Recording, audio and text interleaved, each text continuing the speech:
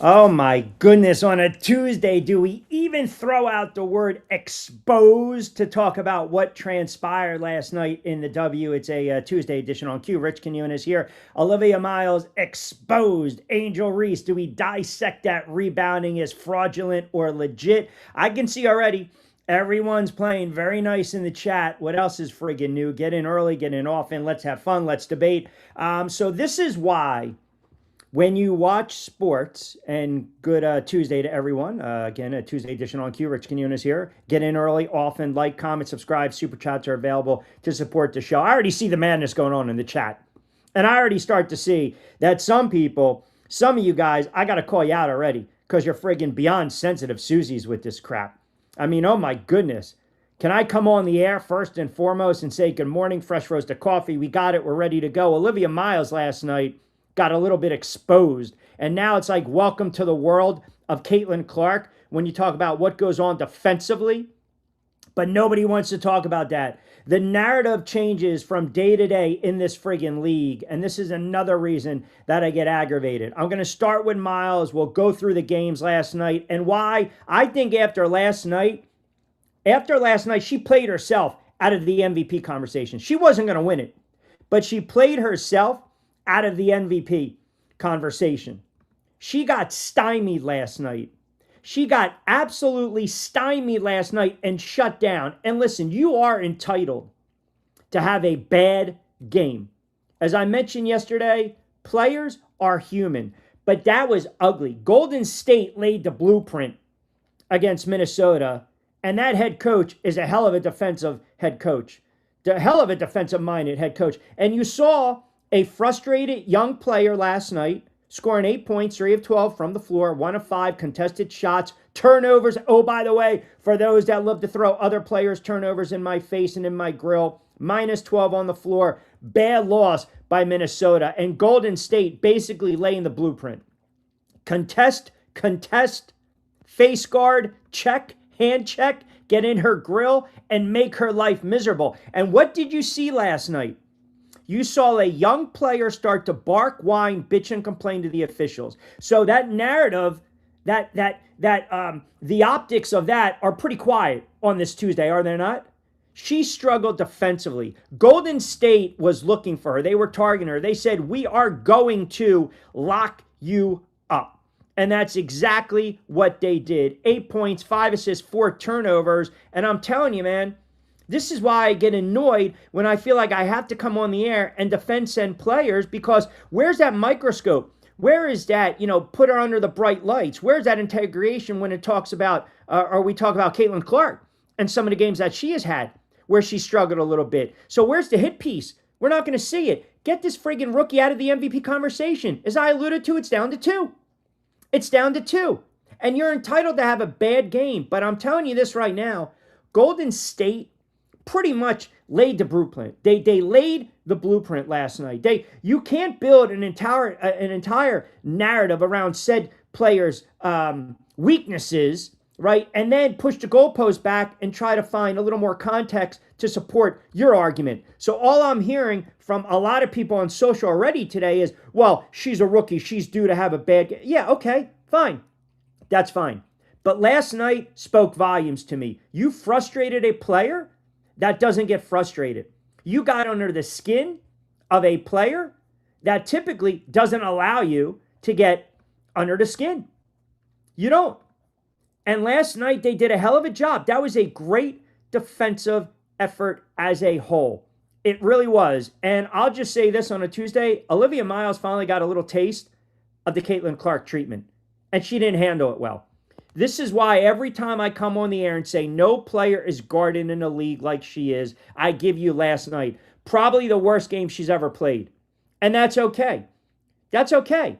But I think she got a little exposed because now you know about defensive pressure. And not every player is mentally tough enough. Not every player can deal with double, triple, quadruple teams, which we see on a nightly basis on the floor when it comes to number 22. So when we debate and have the argument about defensive pressure paralysis and how some of these players are D'd up in the league, and I often hearken back, I guess my bullet in the chamber is, name me another player that's guarding in the league like Clark is. Well, last night you finally friggin' saw it, and you saw what happened. Pressure burst pipes. It didn't make diamonds in this regard. So you cannot, if you're going to sit there and say Clark can't be an MVP because she has a 10-point performance, well, then guess what? I got news for you. What you saw last night from Miles and the lack of production and how she was shut down and D'd up, then don't tell me she's an MVP candidate. I don't want to hear it today. Give me that same friggin' energy. Give me that same energy, because that coach did an excellent job. And listen, I still believe Miles is going to be and is already a very good player. She can be a great player. She's going to be the rookie of the year. But man, let's just call for what it is. Come playoff time, it is a different animal in every league. And especially in hoops and basketball, when you start to run that half-court offense, and I'm not going to allow you to get out and run. I'm not going to allow you to do what you do best. Last night, I believe Golden State kind of laid out the blueprint. I really believe that. I believe last night they laid out the blueprint. Now, I got off the air. I was on for about 30 minutes NFL. So obviously, I saw what transpired, the majority of that game. And then, oh, by the way, for those that want to just flap the guns today, I saw the entirety of the Dream and the Sparks, which I'll get into in a moment. And I rewatched the games as well. But this is why you cannot fall in love moment to moment in this league or these leagues. You talk about the body of work. Now, you don't like the points generated stats. Nobody likes when I throw that out there. Okay, that's fine. That's fine. I can live with that. But then in the same token, in the same breath, you can't look at what transpired last night and say that's a negative. That's a little check mark against a rookie because she didn't play well. She did not play well. So now you talk about, all right, I'm going to tug the jersey a little bit. I'm going to be a little more physical with you. I'm not going to allow you to get in the lane. I'm not going to allow you to do whatever the hell you want to do. So the blueprint is friggin' out right now because they showed you last night that team is human. That team is human. And listen, she's a fan. Don't get me wrong. She's a great player. I mean, but you're starting to see a little bit of some of these tendencies come out right now. She can get to the bucket. Last night, there was one play where I was like, you got to be kidding me. She put it on the floor, crossover, left hand. It was great. But now, you should know, if you're starting to get a little bit of a taste of what number 22 goes through every single solitary possession on the floor that she's out on the floor, you better get used to it. And you better learn how to overcome it. When you watched that game the other night, she had four players dropped around her, and she still made the behind-the-back pass. That is on a nightly basis. And the other nonsense that I want to dispute or dispel or push back today, every time I hear someone rip Caitlin Clark because she sits there and complains to the ref, what did this kid do last night? Crying on the friggin' court. Crying on the friggin' court with 4:36 to go in the third quarter, 42-40, bitching, whining, and complaining like enough is enough to the referee. Man, you know what? Welcome to CC World. Welcome to CC World. So again, stop throwing this kid's name for MVP. She's not an MVP. She's the Rookie of the Year, and eventually she will win one. If you're going to have the same friggin' energy after Clark has the bad game and then bounces back, you damn well better have the same energy last night. You damn well better have it this morning for this kid. That's number one. Okay? That's number one. Number two that I want to get into is what transpired last night late in the Atlanta game. And Angel Reese's rebounding record that obviously has just rankled some people already in the friggin' chat. Already rankled people in the friggin' chat. There is absolutely nothing wrong with coming on today and giving Angel Reese her just due, her props. But let's also pause and put it in friggin' perspective. Let's also add a little context to it because nobody likes to do that. 11 points, 26 rebounds. You sit there and say, holy shit, that's a Hall of Fame effort. Tremendous effort. Put it in context. You take on a team that was 13-23. You take on a team that was 13-23 with only one bona fide big who was blocking her left and right. You talk about a team that was vulnerable in the front court, the Sparks, and also you're hanging around cherry picking to reach 11 points, secured the double-double. What the hell is that? Oh, by the way, do you want to get into percentages? off her own misses? So yeah, 26 rebounds is great. I'm not going to force feed highlights. I'm not going to do any of that. I already see some of you are too friggin' sensitive on a Tuesday. I don't want to scare you off the chat. The bottom line is, if it starts to cook a little bit in the kitchen and you can't handle it, then maybe this isn't for you. But let's not act like it's Dennis Rodman friggin' reincarnated. Come on. Come on. I mean, come on, stop with the friggin' Pat statting. Let's just cherry pick. Let's also go what? 4 of 14, 4 of 13, whatever the hell it was, second chance points, second chance opportunities. Can we put a little context to this? So yeah, if you go 4 and 14, and I don't want to hear the crap today about, well, you know how many 8 offensive rebounds. So you want to go back and talk about this throughout the entire season, how many times she's gotten 6 or 7 in one possession because she can't friggin' finish? And I told you guys this. I think she's a hell of a rebounder, but put context to it. I'm not going to hate. I'm going to throw it out to you guys today. Is that a legit rebounding record or is it fraudulent? And I'll let you guys decide. I'll let the jury decide today because obviously it rubs some people the wrong way. We already start to see people get very salty in the chat, and that's okay. That's fine. That is fine. Let's start with Jay Hoover Sugar. OM still the favorite to win the MVP. No, she's not. Stop. Struggling against a bench defensive team, don't move the needle. Okay, but it does for Caitlin Clark. Continue. Just like when CC stat pad against bottom feeders, teams don't move her needle. I mean, just again, there you have it. And there we've got it to start off on a Tuesday. There it is. I mean, come on, man. Come on. You are trying way too hard. Oh, how about this one? How about this? Jen turns around, doing a little too much. Remember Miles and CC. Here we go. End the call. AR 526 rebounds fraud is just clickbait. But you see, you're hanging around the chat. That's what you're doing because you got to get your 2 cents in, man. It's not clickbait. Put it in freaking context. Look, man, we already exposed the frauds on the chat.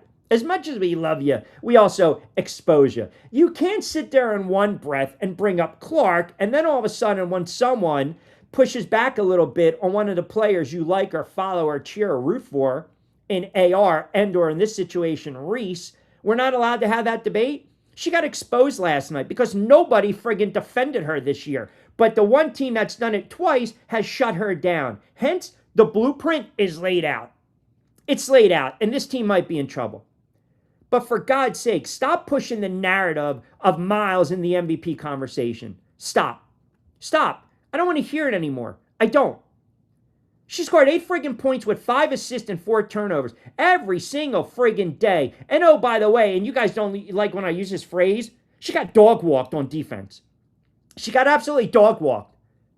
You're talking about a player in Caitlin Clark. Ever since she stepped foot in the league, she's been basically burglarized. She's been basically beaten up in the back alley. She's been mugged on a nightly basis and still goes out and gives you 24 and 10. The one or second time this season they do it to the rookie, she starts crying to the referees and the officials. She starts crying, chirping, whining, bitching, moaning. She can't take it. Ha! She's getting ripped today. Sorry. She's getting ripped today. Call it whatever you want. Call it clickbait, call it whatever. I don't care. Like, I care at this point because I know what I'm doing. You just don't want to hear it. You guys want me to sit here and placate you with said players. I have to come on the air today and what? Sit there and say Angel Reese is a Hall of Famer? Olivia Miles is a Hall of Famer? I'll be damned. I'll be absolutely damned. Just the MVP conversation, it's down to 2. It is down to 2. I don't care what a panel does. I don't care what the voting is. It's down to 2. It's Clark and it's Wilson. And I think we've already established Wilson is going to win it. This has nothing about player of the game, player of the week, player of the month. I don't care about that. The numbers speak for themselves when you continue to break this down. Continue. So again, like Kevin chimes in, so imagine everyone crowning her if she had 37 and 10. But she didn't. She didn't. She finished the game last night with 8 points, 4 dimes, 5 assists. Talk about the ratio. I don't know where Paul is today. 3 of 12 shooting and 4 turnovers, as I mentioned. So all 3 times this season, this rookie has seen a glimpse of what Caitlin Clark goes through. From the way she's guarded, she's wet the friggin' bed. Now, let's see what happens in the playoffs. That's all I'm saying. That is all I'm saying. Let's see what happens in the playoffs. But nobody, everyone sits there, here we go, regular season, X, Y, and Z. You got to give the flowers. You got to give the love. No one's producing in the league right now like 22 is. It's just the numbers speak for themselves, and I'm going to keep harping on it, and I'm going to keep pushing on it, and I don't have a freaking vote, and I don't care if it turns people off. I'm speaking truths, and I'm also pushing back with the friggin' trolls and the little rats and the whack-a-moles that have force-fed certain players down our friggin' throats for the last 3 or 4 months. I don't want to hear it anymore. I don't want to hear anymore. You're not an MVP when you score 8 friggin' points and you get shut down like that. And I want to see how the kid bounces back because I like her as a player.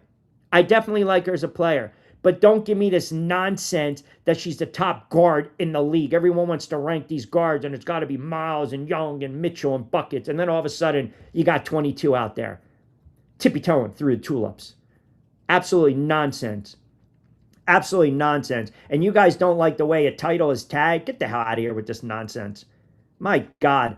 That's what I'm saying. 30 minutes away yesterday, and before I even came on the air. And you guys are going back and forth, bickering like children. Reese went 4 of 14, 8 rebounds were from her own misses. Still impressive total. 26 rebounds is 26.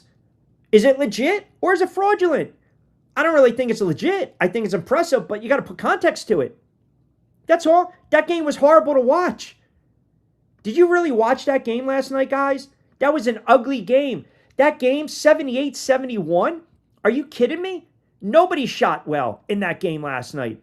Nobody shot well. Atlanta was 6 of 29 from beyond the arc. The Sparks were 3 of friggin' 18. That game was just a comedy of errors, man. So yeah, 26 rebounds. Sure. You wake up, you don't watch the game, you sit there and say it's incredible. Put context to it. Put context to it. This is who she is. She gets a lot of garbage misses. She can't finish. She gets blocked. And she gets her own rebound. So, I don't know. Is she missing on purpose? I don't like to think so. And I actually mentioned she's a great rebounder. She's got skill in that regard. But let's not act like this is the end-all, be-all with friggin' records. Just stop already. Come on, man. You guys, you just get so sensitive when it's not about your player, right? Or when it is about your player and it doesn't fit the script. You guys get so friggin' bent out of shape, man. You do.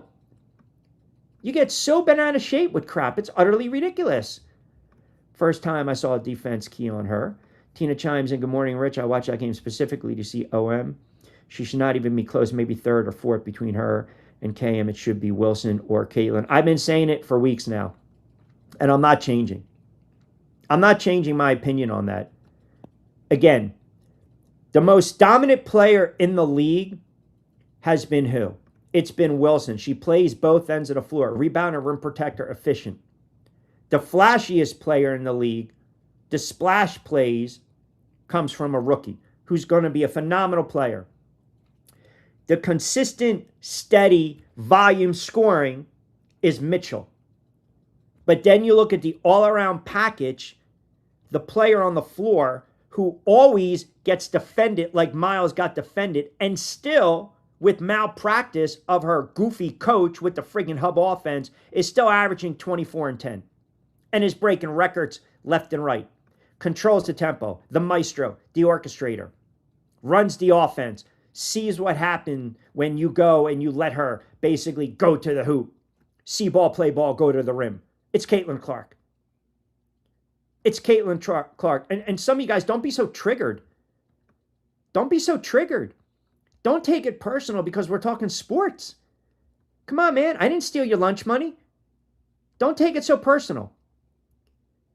Players get, shredded and ripped like a player like Angel Reese because she's horrible offensively. So that greatens her chances of what? Getting her own friggin' misses and rebounds. There's never been a player in this league that's been blocked as many times as she was. I mean, did you watch the game last night?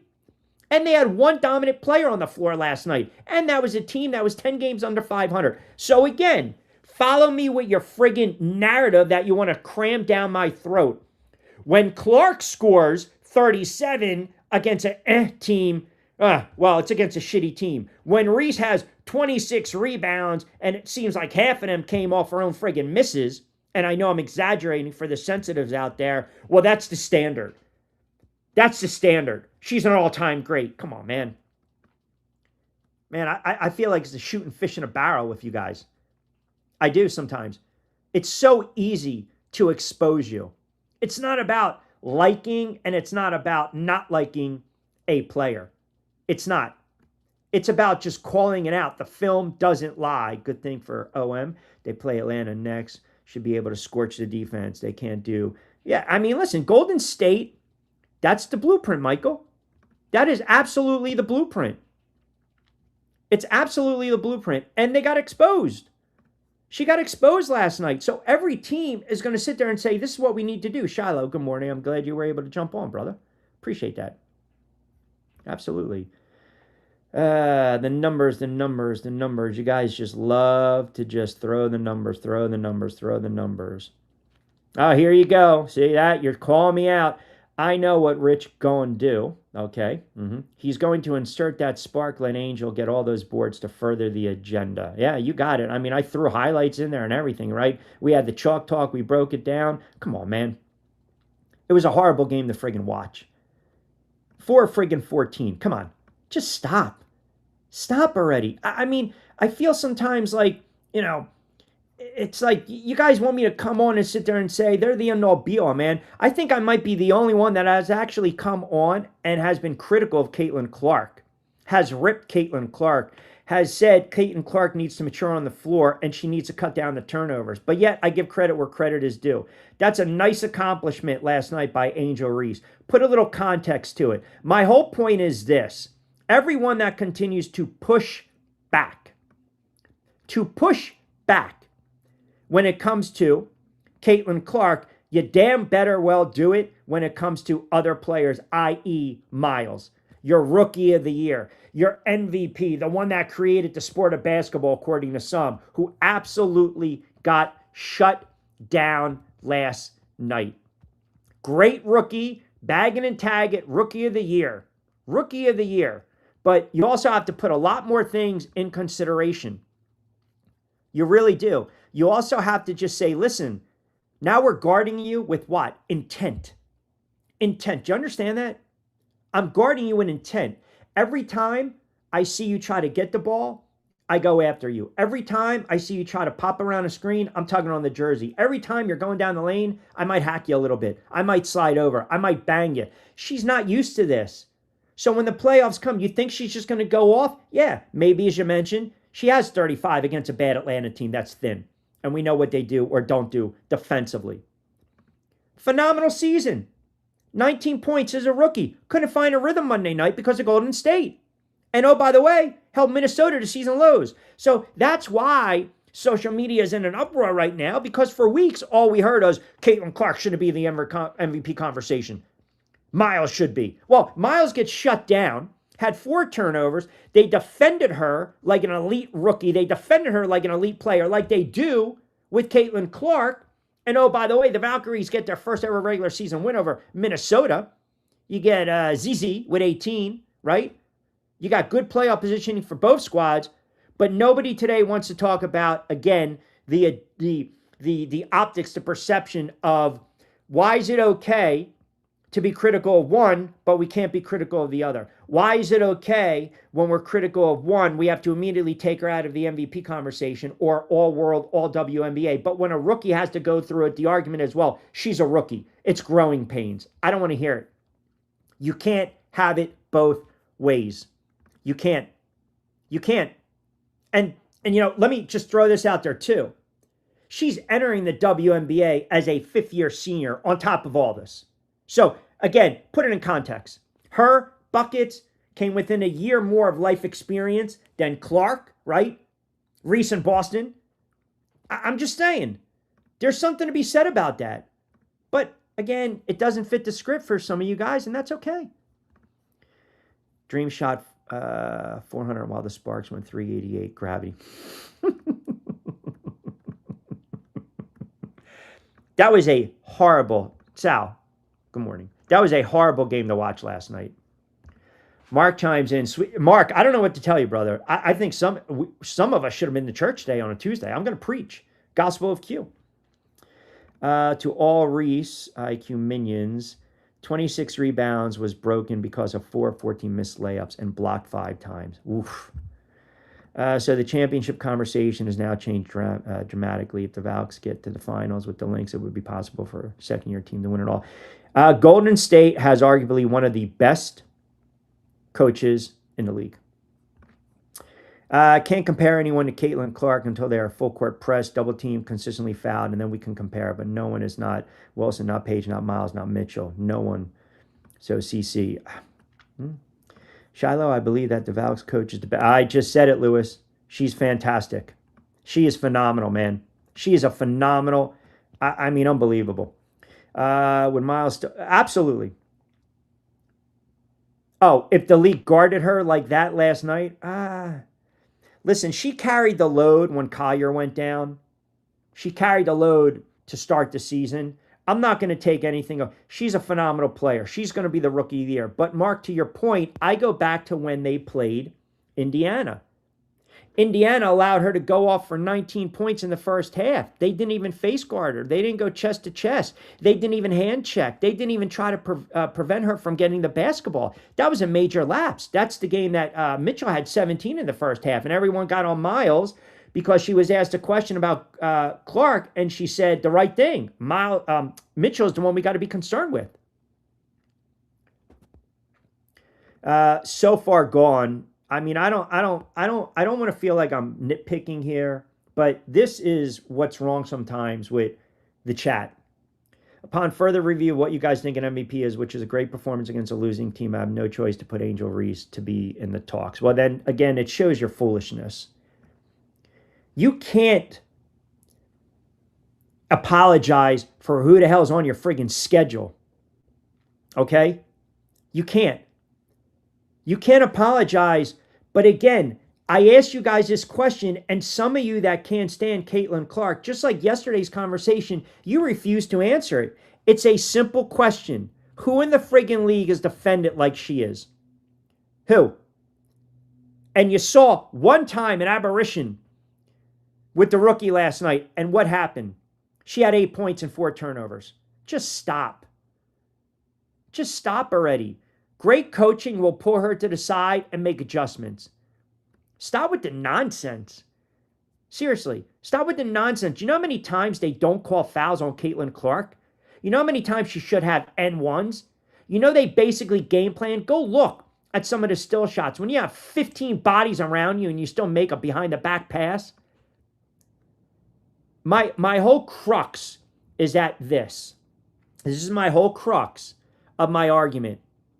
You can't have it both ways because you are being hypocrites. You are contradicting yourself. In one breath, the other day, only the ones that actually can recognize ball and appreciate what a player does sits there and says, man, 37 and 10, 37 and 12, 45 and 10, triple-double. Giving Mitchell the love, but never giving Clark the love. Why is that? Giving Wilson the love, but never giving Clark her flowers. Never admitting that Caitlin Clark is guarded like no other. Only that, well, she's only good for a logo and she turns it over too much.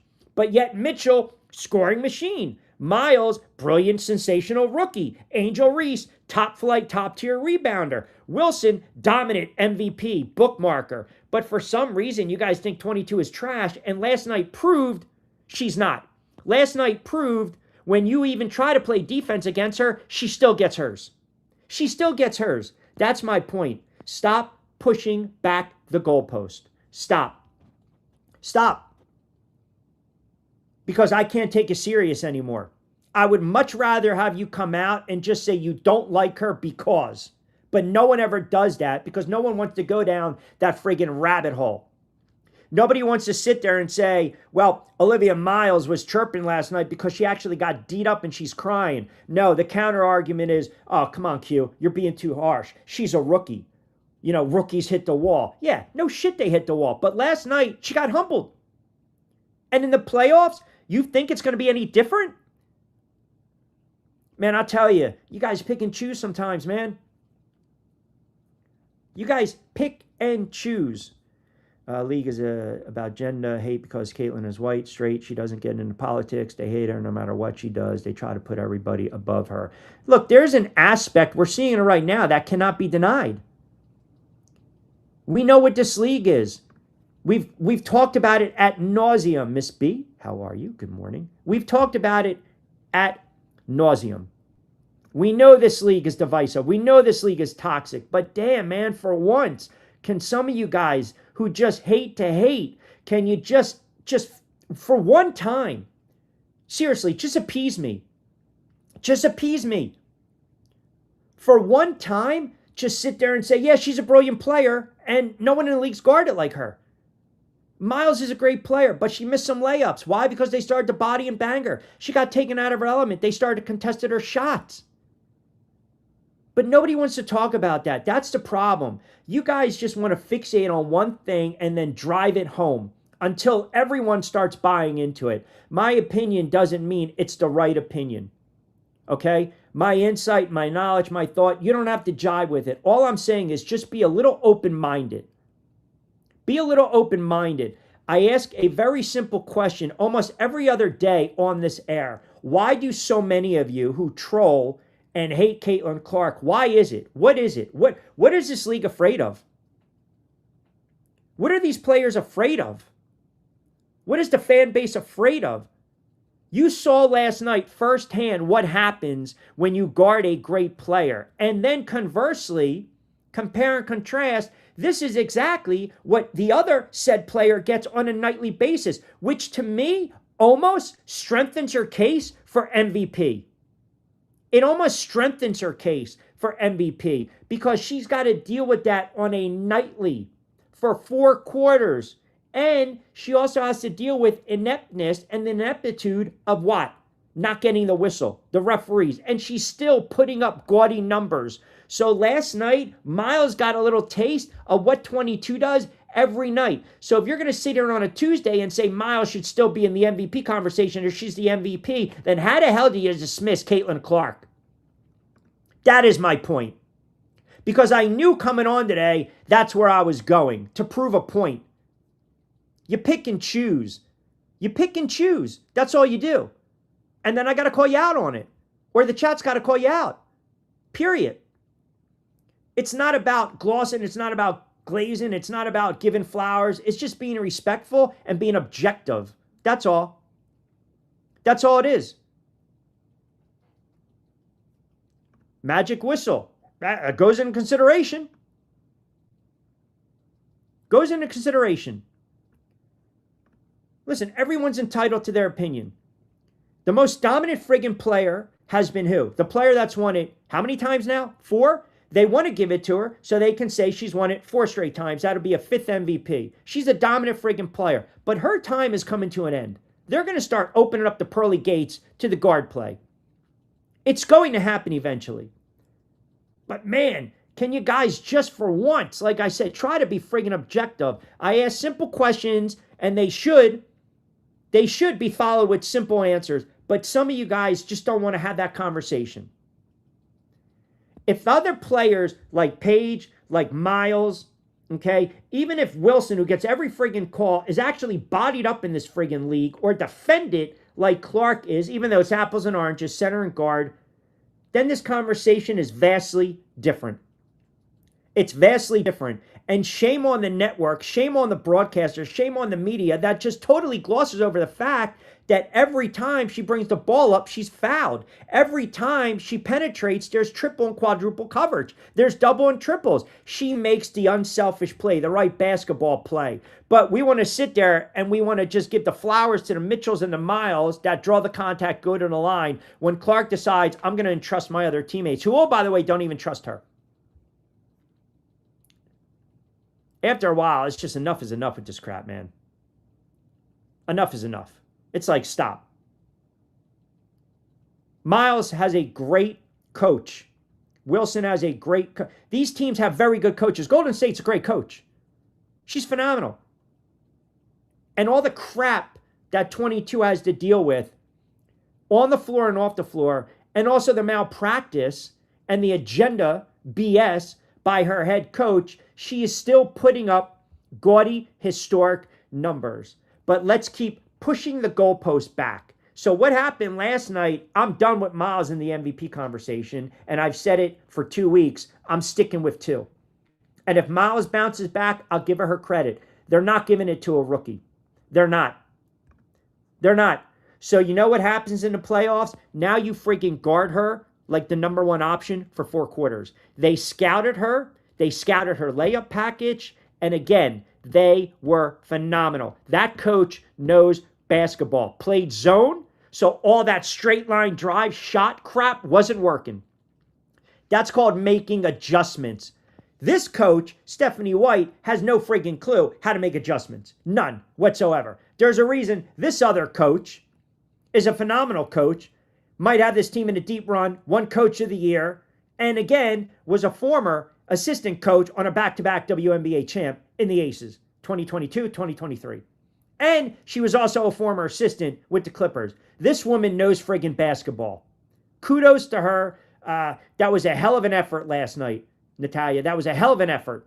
Now, every team in the league come playoff time is taking that blueprint. And then we'll see just how sensational this rookie is. And if she lights it up, I will come on the air and give her just due. But I'll tell you right now, if she wets the bed, she is going to get ripped. Because if you do it with CeCe, then we're doing it with the rookie. I'm so tired of this. You know, it's got to fit the script. It's got to fit the script. 26 rebounds, great regardless of circumstance. I don't get bent out of shape. I just call it the way it is. 26 rebounds was great, but again, a lot of it's self-generated. That's all. That's all. That's all I'm saying. I just like calling out the truths because I like to expose a lot of people that are agenda-driven. We already know why you don't like Caitlin Clark, some of you. We already know. You understand what I'm saying here? We already know.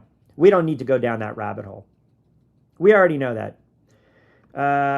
Talking real ball chimes in. Come on, Q. Miles had a bad game. No excuses. Boxing defense, as I said, one bad game doesn't disqualify. Oh, hold on a second. Why does it disqualify Caitlin Clark when she had 10 friggin' points, but doesn't work for Miles? Come on. You just made my point, brother. So you get Clark out of the MVP conversation because she has a 10-pointer and stinks up the joint with 7 turnovers. But then she comes back and has 37 and 10, 24 and 12. But hell, man, let's gloss over it. Take that somewhere else.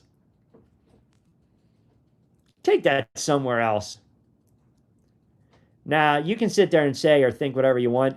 I'm just opinionated, and I actually speak facts. I talk about what others don't want to talk about on the air. Like, these are the uncomfortable conversations. At the end of the day, like I said, there's no fever jersey behind me. If she wins the award, great. I'll be happy for her. If she doesn't, if it goes to Wilson, then Wilson's deserving of it. I've come on the air 1,000 times. All I'm trying to convey is this. Don't dismiss her. Stop acting like she's trash because you don't like the way she looks, talks, or she hits logo threes and she doesn't say what you want her to say. I'm fed up. I'm tired of the nonsense. I really am. I am so tired of how this kid is perceived, not only by some fan bases, but the friggin' league and the media. So yeah, this is my opportunity to push back and voice my friggin' opinion. And some people like it and some don't. And quite frankly, I don't really give a shit. Because I'm going to come on every day. If someone's being wronged, we're going to try to make it right. Last night, Olivia Miles got a taste of what this kid goes through on a nightly basis. And how did she handle it? She wet the friggin' bed, period. Don't give me the argument, she's a rookie, she hit the wall. Yeah, she had a bad game. But now you got a little taste. Now talk to me come playoff time. That's all I'm saying. Let's bookmark this conversation. Let's keep the receipts. If she balls out, she'll get her just due. If she gets shut down, then guess what? We're going to have that conversation. If Clark goes on a heater and she's averaging 28 in the playoffs, are you guys finally going to come on the air and say she can play? Everyone that pushes back and claims that I am X, Y, and Z, you guys can never, ever, ever sit there and be honest with your opinion. And I'm talking about what she did the last month. Okay? I'm talking about what she's done the last month. Don't even tell me about telling the truth, goofball. You know what the hell you're talking about? What she's done over the last friggin' month? Okay? I mean, seriously, you sound foolish talking about telling the truth. You don't want to hear it because, again, you're not a Caitlin Clark fan. You don't like her. Okay, that's fine. Sorry, 22-9. I'm sorry, 22-9 for the season. My bad. Contributing for 45 to 50% of the team's total offense. My bad. Telling you, the hate comes out from you guys. You constantly expose yourself. Come on. You expose yourself. Just be fair. When Caitlin Clark sucked up the joint and played bad, I ripped her. When she had a game, I think 20-10, I said it was pedestrian. When she goes off for 45-10, give her flowers. When she has a triple-double, give her flowers. When she goes for 37, give her flowers. But no, some of you jackasses push back and say, well, look who they played. Come on, man. That's what we're doing right now? So 21-4-7, 37-3-10, 24-3-7, 26-3-9, 29-10, 22-10, 26-11, 19-10, 45-10, 28-10-10. You act like she's garbage. I'm not having it anymore, man. I'm not. I'm going to friggin' call you out every friggin' day if I have to. I'm not having it anymore. I'm done with this nonsense. Absolutely done with the nonsense. You don't like her. Why? Because of this? Then just friggin' say it. You want to push all these other friggin' players. What makes them so friggin' special? You saw the rookie get shut down last night. Wilson's a dominant player. She's a center. Her body of work speaks for itself. They're going to give her that award based on what she's done in the past. She's a Hall of Famer and the season she's had. And she deserves it. But man, you know what? Open up another friggin' seat at the table, will you? That's all I'm saying. That's all I'm saying. That's it. You want to sit there and give me the BS that other players are guarded like her, you're friggin' crazy. No one is guarded in the league like Clark, and she still puts up phenomenal numbers. Phenomenal. Looking like she was about to cry was ridiculous. She got rattled last night. Now, welcome to 22.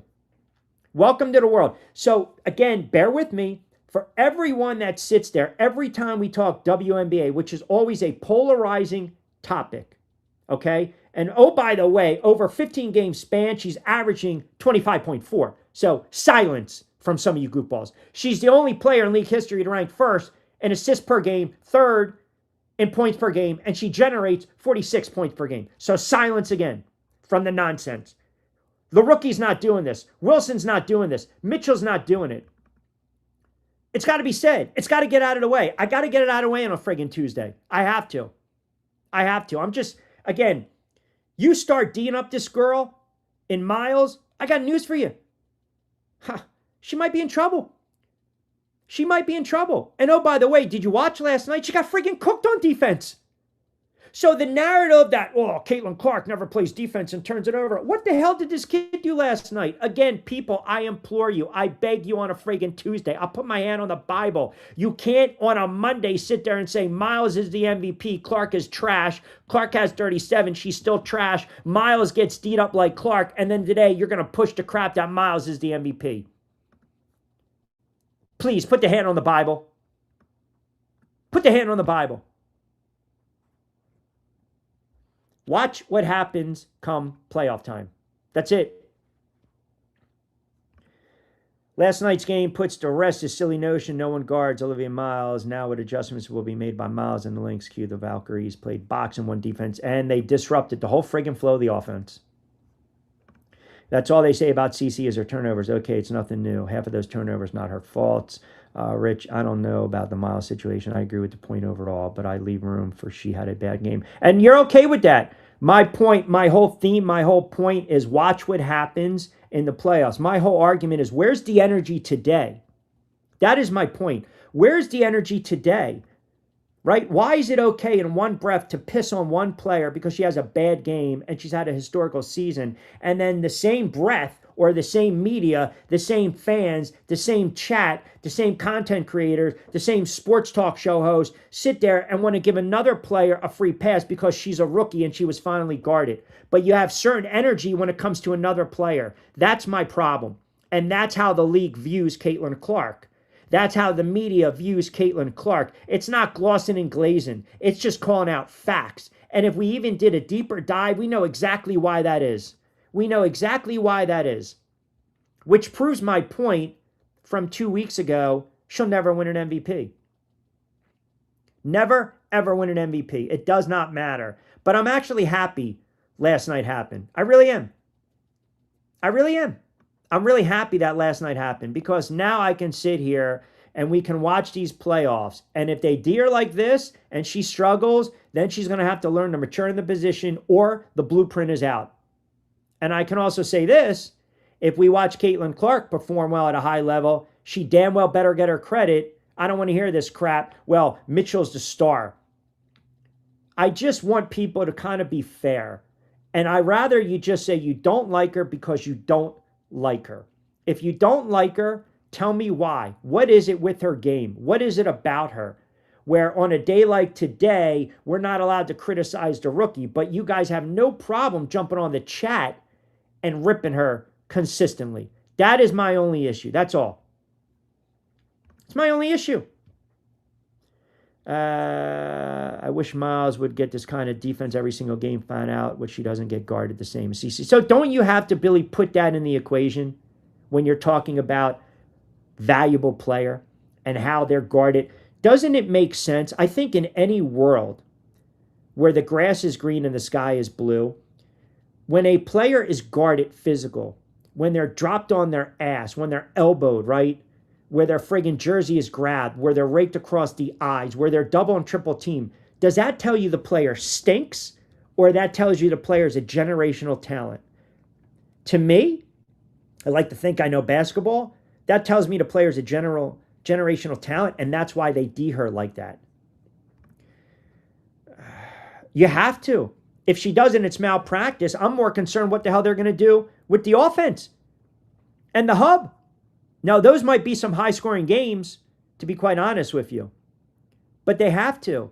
This coach she does not like to make adjustments. The haters use the same talking points, losing team stat padding and turnovers, because they don't have any depth or context. They just don't. To carry the conversation. It's low-bearing fruit. I notice this a lot on social. When something's said or something's posted and you get the laugh out loud emoji, it tells me that the person responding does not have the depth or the intelligence or the knowledge to actually have a conversation about it.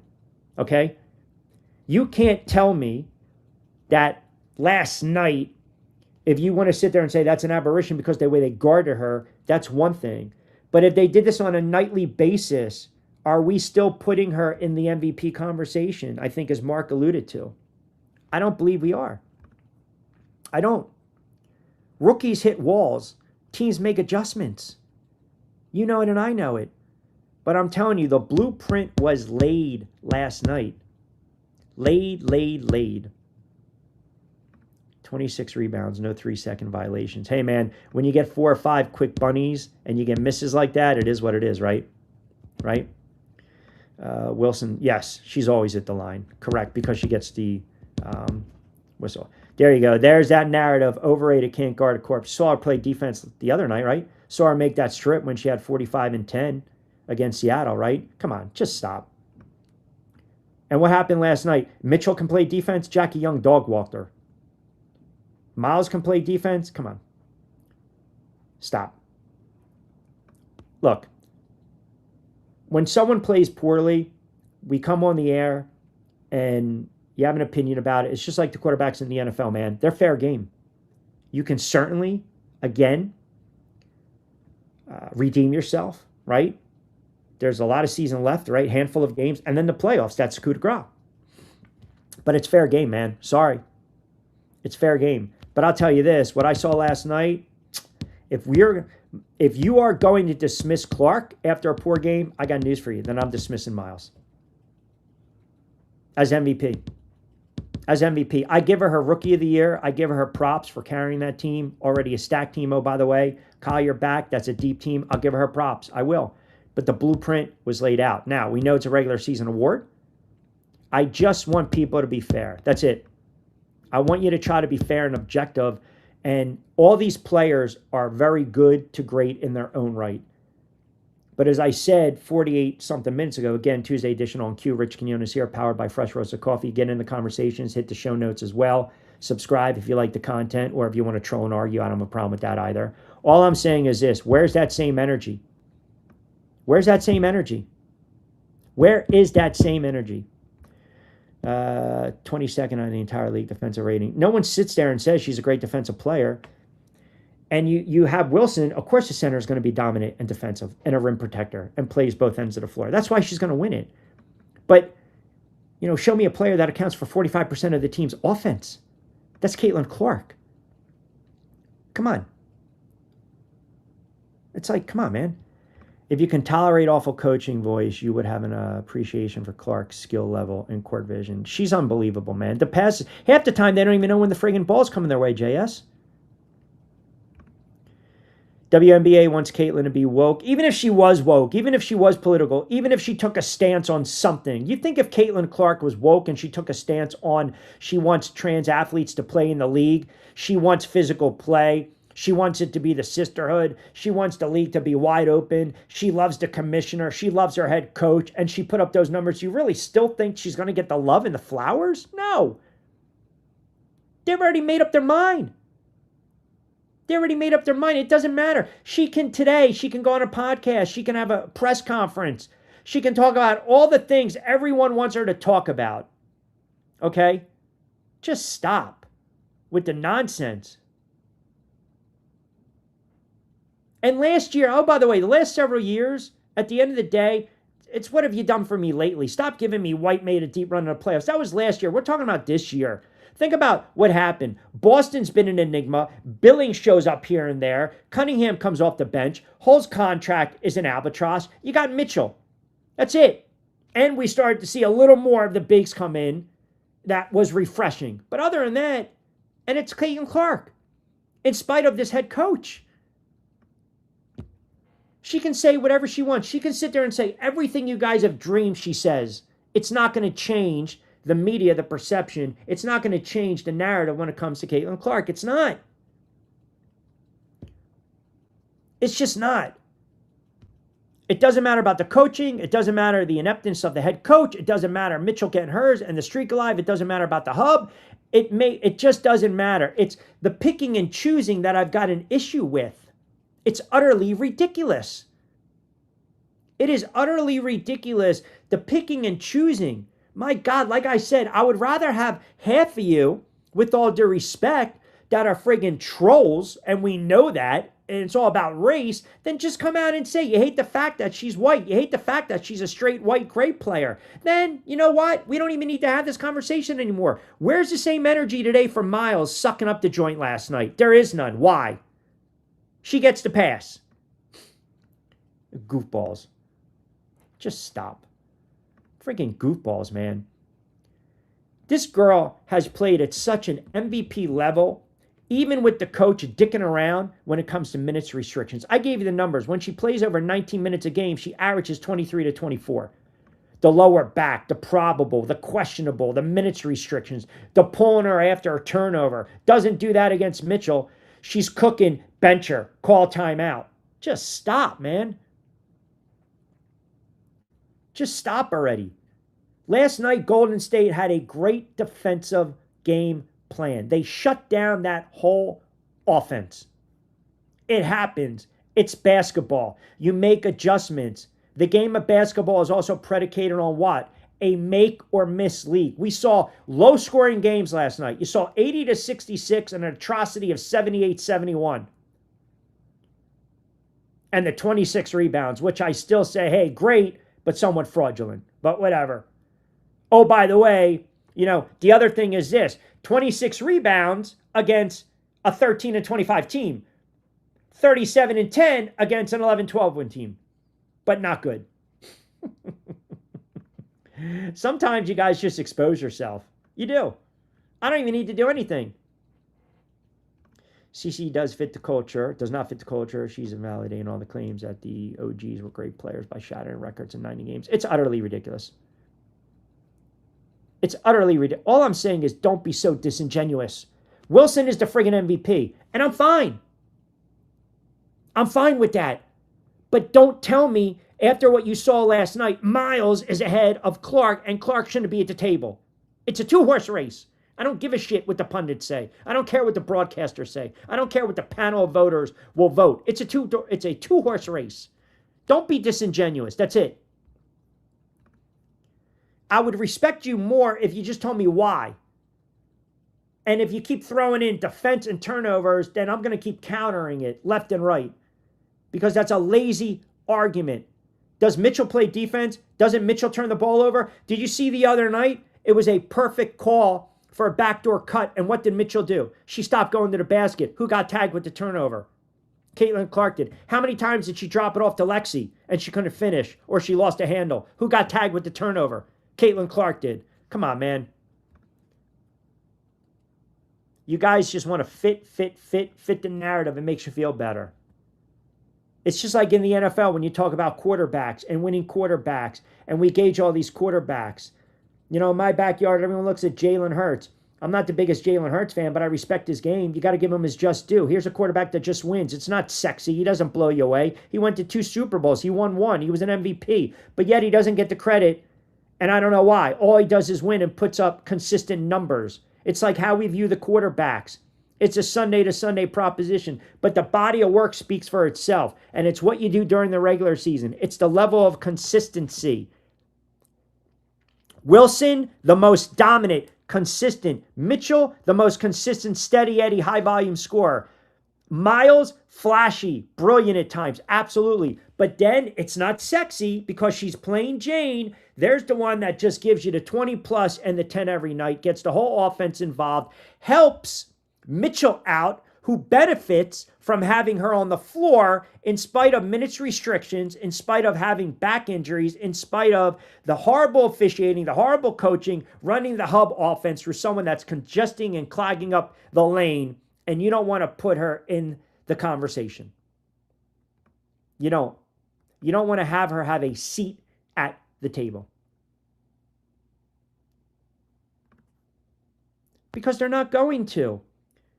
See, here's the other thing, JS, and I'm so happy you brought that up. When Miles barks at the ref, you know what we hear? Oh, it's a young rookie. She's fiery. She's passionate. When Clark does it, white privilege. She's a whining bitch. And I hate saying that, but I've heard that online. I've heard people have chatted in and said that. They called her the B word. I've had to block people who use the W word with Caitlin Clark. That's what I see on social. I'm repeating the hate for this kid is disgusting. She's a Karen. She's a martyr. She's a victim. That's all I hear.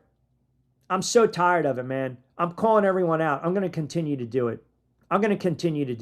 It's utterly ridiculous. After a while, nobody wants to hear it. The hate this kid gets on social. I've seen what people tweet. I see what they write. I go to these chats. I do the show. I see it. You guys would be appalled, but nobody wants to talk about that. And no one wants to talk about, again, leveling the playing field. You're glossing over Miles because she's a rookie and she got defended, and you're willing to still keep her in that conversation. But when another player has a down game, when another player is guarded on a nightly basis like she is, or she has a good game, it's against a bad opponent, you guys piss on it. Some of you honestly are the problem. Seriously. Some of you are honestly the problem in your line of thinking. But we can't do anything about that. It was horrible. Cloud's another one. She's a friggin' punk. You're going to sit there in a press conference and say what she said, and she's not going to get suspended? I mean, just stop already, man. Wilson's winning the award. But I'll be damned. I will absolutely be damned if you don't start giving respect and some props to 22. And last night was a perfect example of what this kid goes through on a nightly basis. Mike in Ohio chimes in. Q, I'm not going to call that rebounding legit, but I'm not going to call it fraud. Listen, she got 26 rebounds, man. I ain't hating. But let's just call it for what it is. I mean, some of them are kind of goofy, right? Steven chimes in, nobody believing or trusting Caitlin. I don't want to talk about, you're talking about, again, stop. So the coach is great because you make the playoffs. So when you get bounced in the playoffs, it's all on Caitlin Clark. It's not on another player or a team. I get it. When they win, it's about other players. When they lose, it's about one player. All right.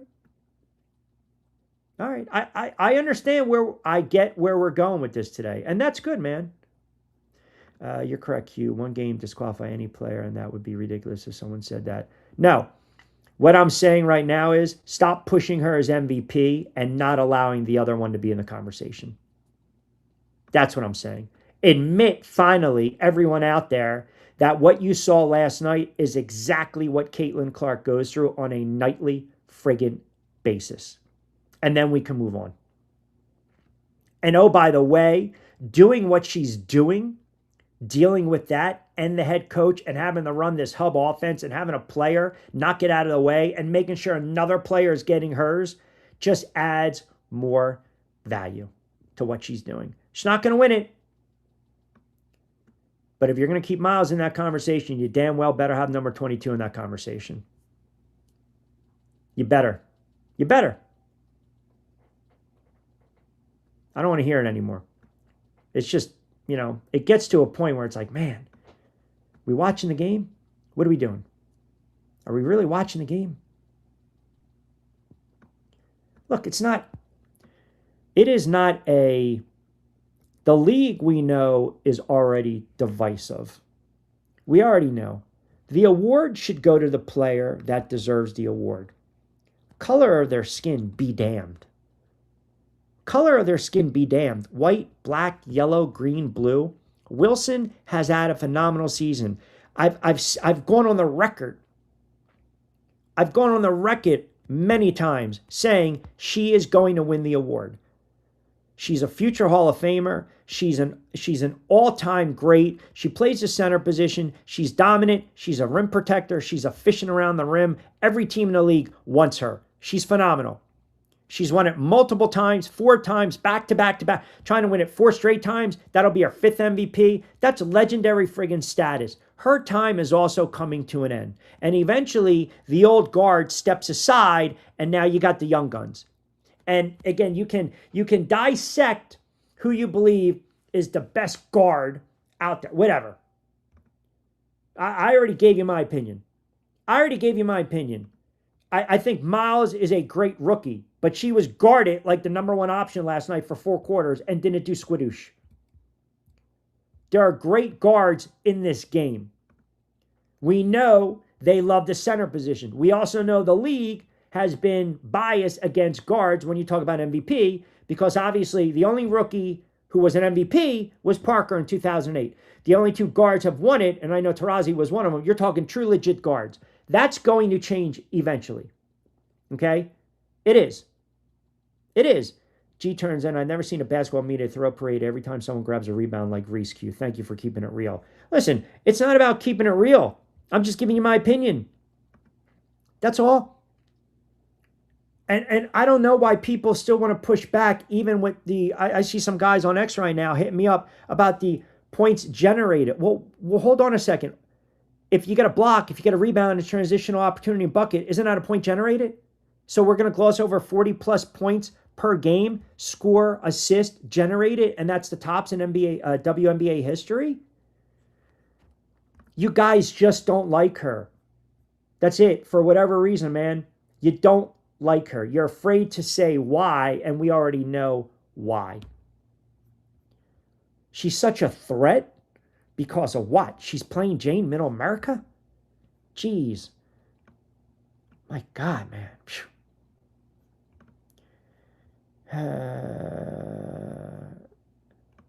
Yeah, Billy, they because they know.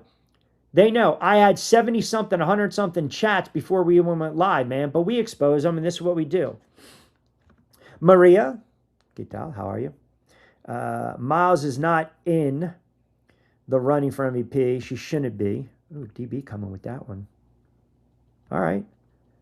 Not this year. In the future, yeah. In the future, yes. Absolutely.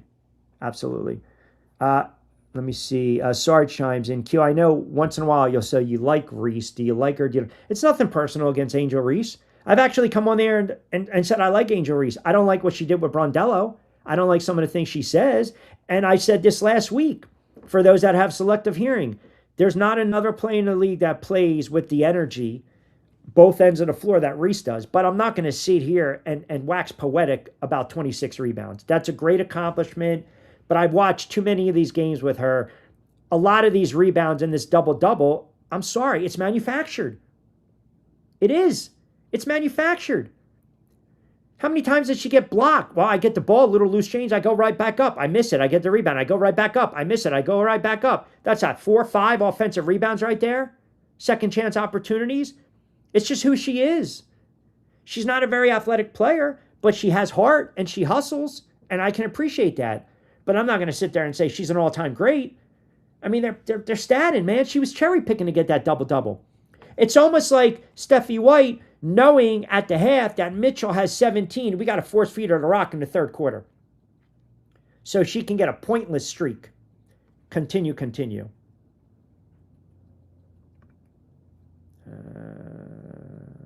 me see. Miss B says, hold on, Miss B. I got to pull this up. Hold on.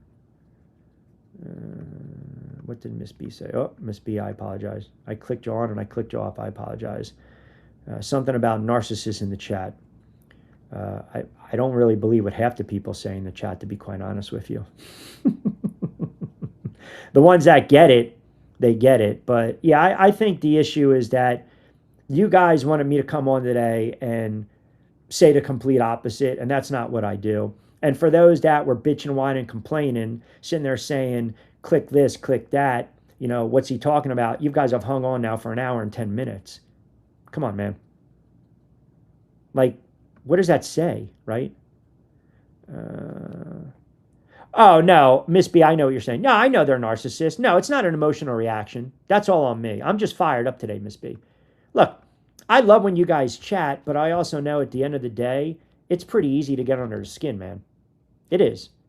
And I think I do a pretty damn well job, because when you have 100 chats before the show even starts and guys are going back and forth, at this point, some of you are so familiar with your mindset and your takes and your opinions. I know exactly where you're going with this. And what happens is when I call you out, you don't like it. Or when the chat calls you out, you don't like it. Talk about other point guards. Bring it up. Yeah, a fair point, Maria. Always a fair point. Pressure. Look, we know it's a regular season award. Players are more concerned about what? Winning championships. They're winning championships. That's all.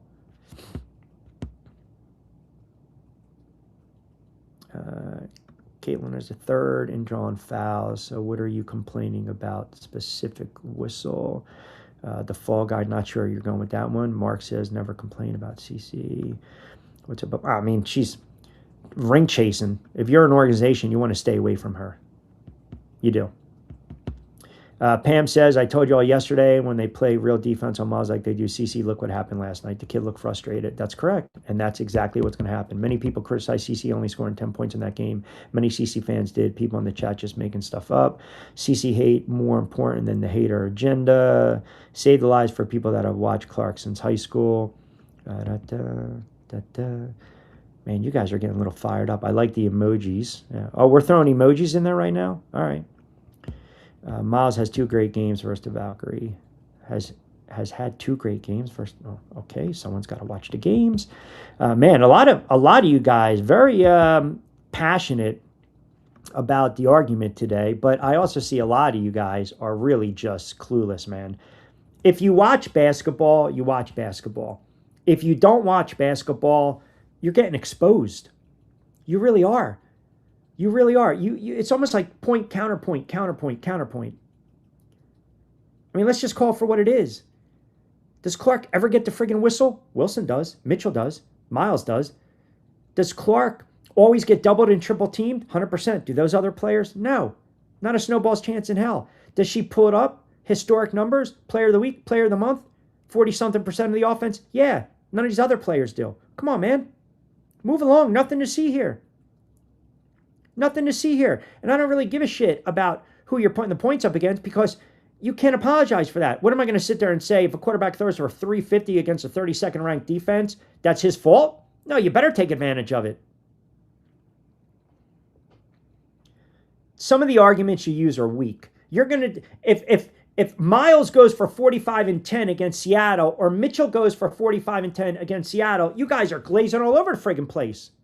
But Clark doesn't. Seattle stinks. Young team, very young team, needs to learn how to finish, but have some players. Clark goes for 37-10. Well, they stink. Oh, okay. So here's a question for you. So Clark goes for 37 and Mitchell goes for 30 plus, and Mitchell's in the MVP conversation, but Clark's not. What a bunch of friggin' frauds some of you guys are. Seriously. What a bunch of friggin' frauds. It's embarrassing sometimes to read some of these friggin' chats and some of these comments. Yeah, Mitchell goes for 30, but we're not talking about a 15-23 team. Clark goes for 37. Yeah, but you know what? The sky's 15-23.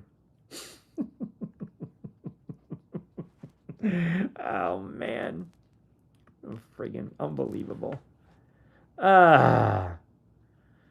Unbelievable with some of the nonsense today.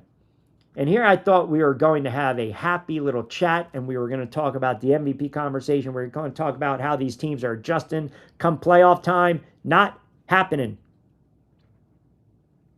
Not happening because you guys don't want it to friggin' happen.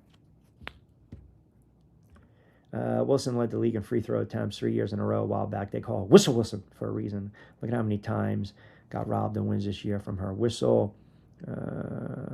Court vision is beyond her. There you go. Yes. Yep. She's got phenomenal court vision, and I think at times some of her teammates are not ready for the basketball. And that usually happens when you have great court vision and great basketball IQ, right? So, you know, and again, the whole narrative she's not playing defense is just stop. She's playing defense. I mean, look, you guys, we get it. I mean, you know, we get it. It's okay. Like, you can keep coming at me all you want. That's okay. That's okay. But we get it. We know some of those on the chat. Let's just call for what it is. And it's going to offend people. You don't like Clark because of how she looks. And God forbid a white girl from the Midwest can play like that. Holy shit. But, you know, you guys don't want to have that. You're not ready. You don't have the depth to have that conversation. But yet, when you get a fiery, feisty player and Miles, who's a rookie, she wants to win this game. She's frustrated. She's got heart. She's got passion. But when the kid from the Midwest does it, she bitches, whines, and complains. And she's a diva. You know how many times I've come on the air and said, this league as a whole is immature and Caitlin Clark needs to grow up? You're starting to see she's fighting through a lot. She is fighting through a lot. And, man, it's just like I said, you know, you guys don't watch the game. Honestly, you don't, because there's no player that dribble drives and kicks out like she does. There's no player that commands a double, triple team and makes the right basketball play. Go back a couple games. Late in the game, Mitchell has the ball. She's driving to the basket. She's not dishing it off. You know what Clark does? Draws the double, splits them, kicks it out to Cunningham for a three in the corner. Ball game. That's the difference. It's basketball IQ. That's all. You know what? Yeah, I do, because you guys did the same thing with Clark. So last night was a prelude to come. She got shut down. That's the blueprint. So if you guys do it with Clark, I got news for you. I'm friggin' doing it for Miles. How's that? You don't like it, right? You don't like it when the rabbit has the gun. It's not fun anymore, right? You guys don't like it. Don't tell me that Clark hasn't had good games against solid teams this year. Because, again, it shows me you don't friggin' watch this league. It shows me the majority of you guys that chime in every day, that watch the game, and we have good conversation. I respect that. But some of the new guys, and I appreciate you chiming in and you commenting, and if you're new, subscribe if you like the content, because I do appreciate some of your fair points. But others, You figured on a Tuesday, we're just going to sit and troll, man. We got nothing else to do. All right, hang out with us. That's fine. It's absolutely fine. You will gloss over, you will look at turnovers, but yet you'll also fail to look at 10 assists, 10 assists, 11 assists, 10 assists, 10 assists, 11 assists, 10 assists. You're talking friggin' double-doubles every friggin' night. You're talking double-doubles every night. Do you understand when they guard her the way they do and she gets the ball out of her hand, there's always spacing on the floor, which means what? Other players are wide open to get theirs, i.e. Mitchell. I.e. Mitchell. Or if you watched the game the other day, they finally decided, let's get a big on the floor to replace Boston, even though Boston's not available. So you get my girl Tippy-Toe, you get Billings in the mix, you get Timpson in the mix, and what happens? She understands positioning on the floor, when to cut, when to roll, when to flash, when to get the hat away. And what happens? It opens everything up. So if this coach has any sense, any common sense, she allows the offense to run exactly the way it did against Chicago when they play, what, Saturday night or Friday night? I believe they play Friday night against Connecticut, which is a bad team. So, if Mitchell gets her 28 and Clark has 18, but she has 17 assists, you guys will come on and say she only scored 16, 17 points and Mitchell scored 27 against a 9-27 team. You guys make it so easy for me to come on the air and call you out because I see right through your bullshit. I see right through your nonsense. You are agenda-driven when it comes to certain players. You will be steady Eddie when it comes to the hatred of a player, of Caitlin Clark. At least with me, I can tell you where I'm going to stand. I'm not the biggest fan of her personality in Angel Reese, but I appreciate the energy. I don't really love what I saw last night because I think a lot of it was manufactured, but I love her heart and I love her tenacity. I'll give her that. Miles, great rookie. Wilson, dominant player. Mitchell, steady Eddie, best finisher in the W. But man, I'll tell you, when you start talking about 22, she doesn't fit the narrative with some of you guys. The true colors come out, man. I don't know if you're just scared of the talent. I don't know. I just don't know. And honestly, I believe, and I do believe people don't like her because she's a white straight player. I'm sorry. I'm sorry. That's my opinion. I'm not changing. I've done this long enough where I know when people just look at someone and they just don't like them and there's racism involved and they're racist. You'll never give her her shine. You won't. And I know it's an uncomfortable truth for some people, but damn, if she's a different color, if she's a different nationality, you're going to sit there and not appreciate her game? Just appreciate her game for what it is. She's a generational talent that has earned the right to be respected in the sport of basketball in this league. But the league and some of you goofballs and the media and the broadcasters have been doing a great disservice. Great disservice. The league was not prepared. I equated it to, when you talk great players, and a kid I covered in high school and in college, Elena Delle Donne. Okay? She was breaking records left and right. Phenomenal. Caitlin Clark will be better than Delle Donne, who's a Hall of Famer. Okay? Apples and oranges, yes. But the buzz, the cachet that Delle Donne came in. And remember, she spurned UConn to stay with her sister and raise her sister and take care of her family. That's why she stayed at Delaware. Everyone knows that. They never prepared for Clark. I don't give a shit what she did in college. You already knew who she was, is my point, from a marketing standpoint. Burst on the scene. We had no idea how to handle it. None. And I still go back to, I think everything got screwed up. Okay? Everything got screwed up when that Thomas situation happened. And then the league came in. Silver stepped in. Engelbert Humperdinck had no idea what the hell to do. Flagrant 2. And by the way, I don't need to define, if you've ever dealt with prejudice or racism, okay, which I've had and have dealt with in 20 plus years of broadcasting, I know what the hell it looks like and I know what the hell it sounds like. And a lot of that's going on right now because I also see it in the friggin' chat, and shame on some of you guys. But we bring it up because that's the elephant in the room. But the league never, ever, ever had her back, ever protected her, ever. And when the Thomas situation happened and the head coach didn't back her, that was a problem. That kind of set the stage for where we're at right now. And then the hate just grew. It grew. And like I said, I came on today, started the show with, if you're going to sit there and in one breath, even after last night, still have this argument that Miles, Rookie of the Year, MVP, based off of one bad game, and you're not getting her on that conversation, then how the hell do you not put Caitlin Clark in the MVP conversation after 37-12 and what she's been doing this season? There's reasons you just don't do it. And we know the friggin' reasons. Let's not do the babe in the woods routine, okay? Just stop.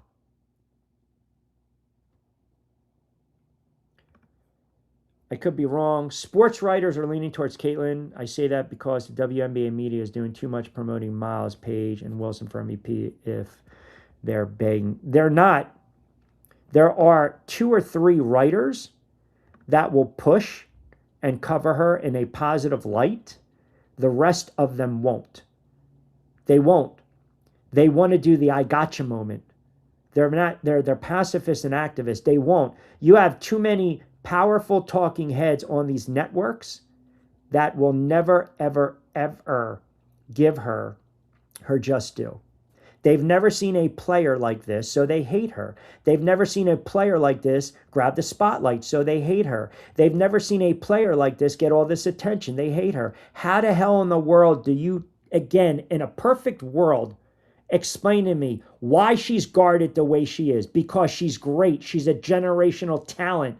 And you don't want a generational talent to dog walk you. You don't want someone to turn around after the game and one of your buddies to text you and say, I can't believe you let that girl light you up for 35 friggin' points. No one in the league is under a microscope on the daily like she is. Those are facts. Those are facts. Her game is put under the microscope every quarter, every shot, every wince, every grimace, every no call, every mystery, every made 3 on the nightly. And you want to blame the media? Blame the media. You want to blame the fan base? Blame the fan base. You want to blame the league? Blame the league. I don't care. There's enough blame to go around. There is. There's no backing, there's no protecting, there's no pushing for her to get her flowers. Why? Because when you watch Ion, when you watch Prime, when you watch ESPN, all they sit there and they just ignore what she's done. They came up with excuses out of their asses last night for Miles. But yet, you listen to that game the other day when she has 37 points and Bird says, well, she turned the ball over 5 times. Get out of here. Shut up, man. Seriously. See what I'm saying? It's like right there. It's so easy to see. My God. But like I said, we know exactly, what's going down. And we know exactly how it's going to go down.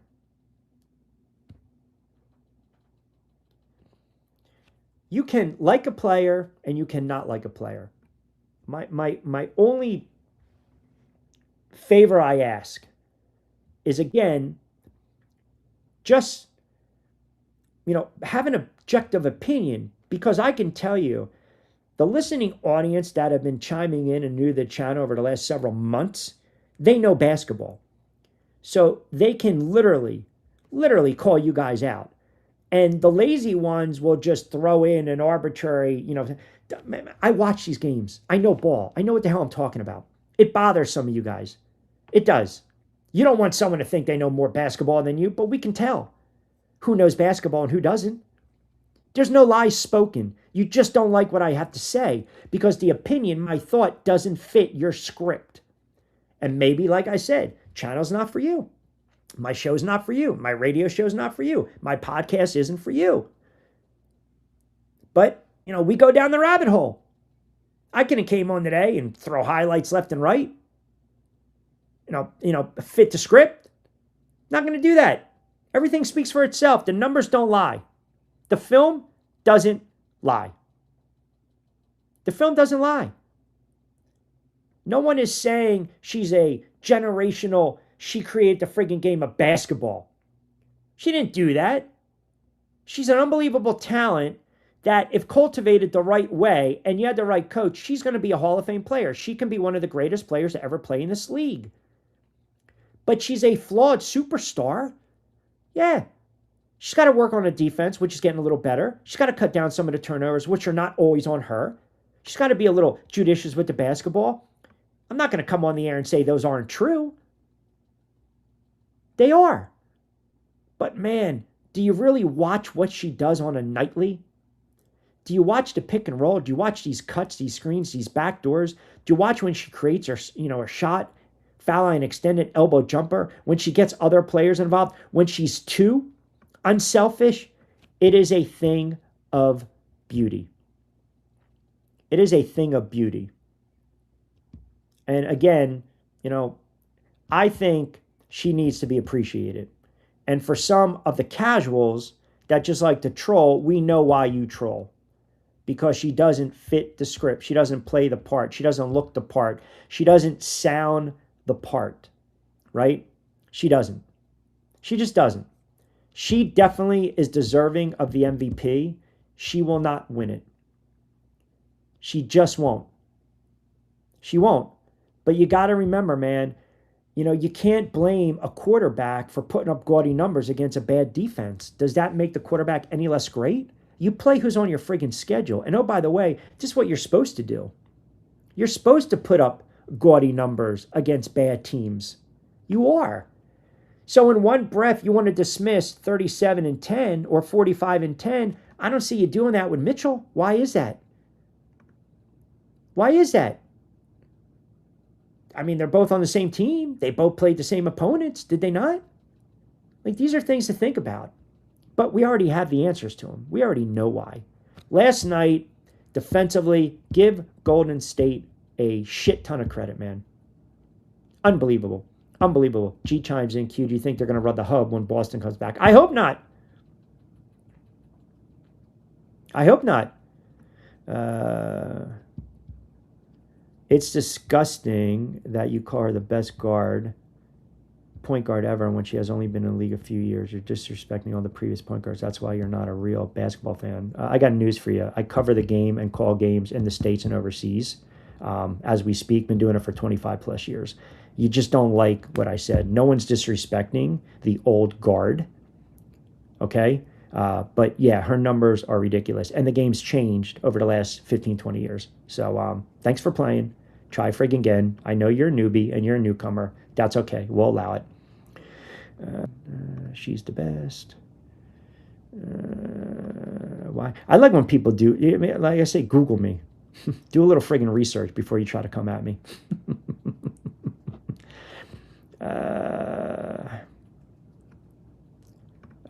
Y'all hate when someone's getting the shine, blah, blah, blah. All the awards are particular. Only thing tangible is a title. Correct. At the end of the day, that's what you're measured by, right? You are. But you can still be a great player and a Hall of Famer. Where was that same energy when Miles cooked the Valkyrie twice? I guess you don't listen into the show. But again, thanks for playing. Those players were beast mode on their defense against the Lynx. It was a sight to behold. You guys are very, what do we call this? I would say recency bias from some of the newbies in here who just don't know what the show is about. Reeves called timeout. Kept getting pelted. Reeves surrendered to save the wounded. Look, you're going to have a down game, but the blueprint has been laid out. Oh my God, I'm over the player before her. Yeah, I mean, come on. It's ridiculous. 100%. I do love when people, they'll try to question the, the knowledge from me. Like I said, that line wraps around the block. You will get checked. You will get out debated. Trust me. I feel bad, man. It's like, there's the adult table and then there's a little kid table, right? Buenos dias, tú también, thank you. I've been listening while cooking. There you go. So nice to hear common sense on this issue. I think it lacks. We try to give a little common sense. Rich OM fans don't want to talk about Portland games because they were the only team guarding them. Just check the Portland games and the Lynx. I don't think Miles fans want to talk about a lot of things, to be quite honest with you. You know why? And I appreciate the comment, because she had a down game, and it does now raised the conversation, the argument about the MVP conversation. It doesn't mean she's not going to be Rookie of the Year. But more importantly, if we're going long term, this is how she's going to get guarded in the playoffs. That is the problem. That is the problem. So now all of a sudden, here we go, right?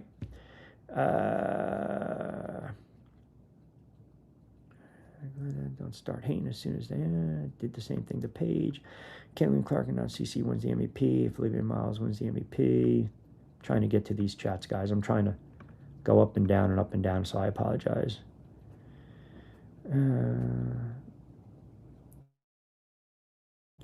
This chat was all over Miles when she does well. Lots of supporters for Miles in this chat. Stop trolling. We don't really need that attention. Yeah, it is funny, man, because I know there's casuals or first-timers that jump on the show. And if you haven't watched the show, to be quite honest, you really can't. You really don't say or think, or what I've said in the past, because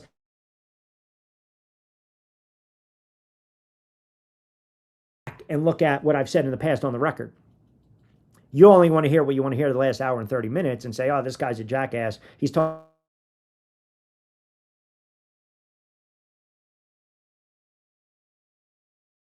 out of his ass. Maybe back to these past shows, as DB just mentioned, there's always glazing and shining with certain players. But once those players have an off night and we rip and criticize, then all of a sudden we're the haters. That's not how it works in sports. It's a game-by-game proposition, no doubt. But what I saw last night, I'm saying this, and I'll say it again, and I'll be damned if you don't. Hey, if you got a problem with it, deal with it. If you take Clark out of the conversation because she has one bad game, I'm taking Miles out of the conversation. Can't have it both ways. Last night, she got stymied. She got shut down. The blueprint's out. Welcome to the world of 22 on a friggin' nightly basis, who still puts up historic numbers. I really wish there was a day where Clark averages a triple-double and you got no choice to give her to the MVP, because I just want to shut up a lot of people. I want a lot of people. And at the end of the day, it won't even matter the way some of you think, because no matter what, your line of thinking is, it doesn't matter what the player does. It's how you actually think in life. You're never satisfied. We hand you $1 million in a bag, you're going to complain it's too heavy. No matter what somebody does, you will always find fault in it. You will always criticize. You will always nitpick. You will always rip. You will always be condescending. You'll be passive aggressive. I've had people come on, well, yeah, she had the 3 turnovers and the 37 points. Yeah, but she only shot 63%. Yeah, but she missed 2 at the line. It's like, all right, let's go. Let's go already. You got a young player that got beat up last night and a head coach that did a hell of a job defensively. I believe so. 1 vote for Mitchell takes away a vote for Clark. And yeah, I've been saying it. I've been saying it, talking real. I've been saying it. That is a problem.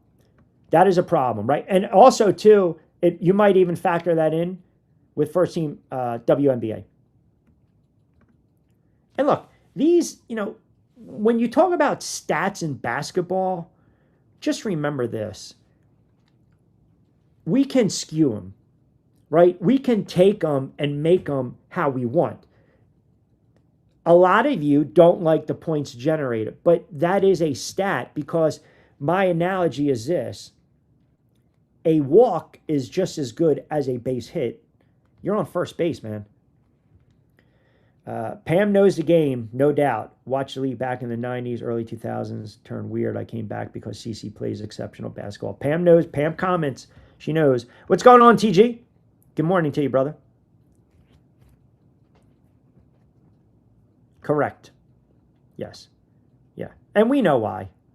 I mean, again, we love it. They're staying locked in, but we kind of know why. I don't think these Reese rebounds should count in the stats. Maybe the first one. Like so.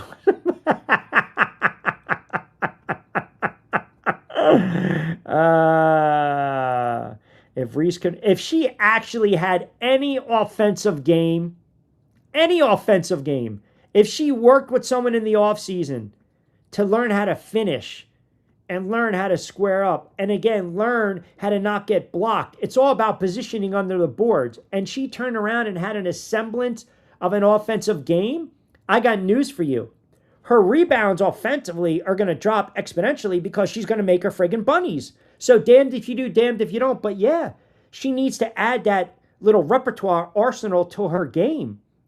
It's just weird watching her at times. She's very unorthodox. It's not aesthetically pleasing, but to your point, Michael, I will say this. She plays with high energy, and there's something to be said about that. But remember, if she's now 35%, she jumps to 45, 50% efficiency around the rim. I'm throwing out numbers. Don't hold me to them, okay? That means she's not getting as many rebounds, right? It works hand in hand because she's able to what? Put bunnies down and finish around the rim. And that's something she's got to learn how to work on. She just needs to learn to be a little more efficient. She's at 43%. Imagine that was kicked up to 49, 50%, 53%. So her numbers, her rebounds will probably be right around 8 to 9, maybe, 9.5. But her points go up to 18, 19, 20 points. She's a double-double no matter what. She's a double-double since she's entered a league. I don't know. It's not aesthetically pleasing, her game. But there's something to be said about her energy and her want, and I give her that. That's all. I definitely give her that. You love the heart, and you love the hustle. Eighth and field goals. Q, you got to talk about the free throws. You got to talk about the missed whistles, blah, blah, blah, blah, blah, blah. I rest my case about Miles. I'll tell you, Miles is not even the best player on the team. Fee, Courtney McBride, Howard, Miles, they're perennial all-stars. All but Miles are proven year in. She's still a rookie. Got to be fair, right? You got to be fair. She's still a rookie. And last night was a learning experience, right?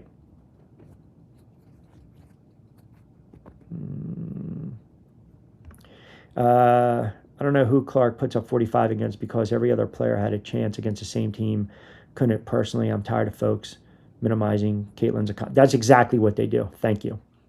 That is kind of my point. You can't have it both ways. And when we push back, people don't want to have that conversation. And we know why they don't want to have that conversation. Look, there's great talent in this league. I say it ad nauseum. When we do 3 to 4 hoop shows a week, in addition to the NBA, in addition to football, we dropped another one last night. We talk about it all the time. It is. Nobody likes it when the rabbit has the gun. It's not fun. Those are facts, man. People don't want to hear it. They don't like when the script is flipped. And you can tell. People like that in life too, man. They don't like to be pushed. They don't like to be challenged. Because their argument is what? A laughing emoji. Because they don't have the depth to really dissect it. That's really shows me you don't watch basketball. You don't know sports. You just decided we're going to troll a little bit on a Tuesday because someone's trying to give some shine to a player that we don't like for whatever reason we don't like her. That's okay. You get exposed. Sky not making the playoffs with all the players they face on the team. Remember last year, Chicago Sky players, they did not have the will to win since early that season. Falls on coaching, does it not? Look, it always comes back to coaching and utilizing talent on the floor. And for this team, for Indiana, we know they're not big. We know they can't rebound. We think they might have addressed a little bit of that the other night. And we also know they can't run this hub and they can't run the offense through Boston. I think we can all agree. If you allow 22 to do what she does best, Mitchell's going to get hers. Those are facts. I don't think this team is a championship caliber team. And now the one team that I mentioned this weeks ago that's on the channel that I actually said maybe can make a little bit of a run. And I didn't kind of gloss through them. At the time, I was talking about New York. But look, I don't like Atlanta. I don't like their makeup. Minnesota, top to bottom, we know what they're capable of. The Aces are a very strong friggin' team.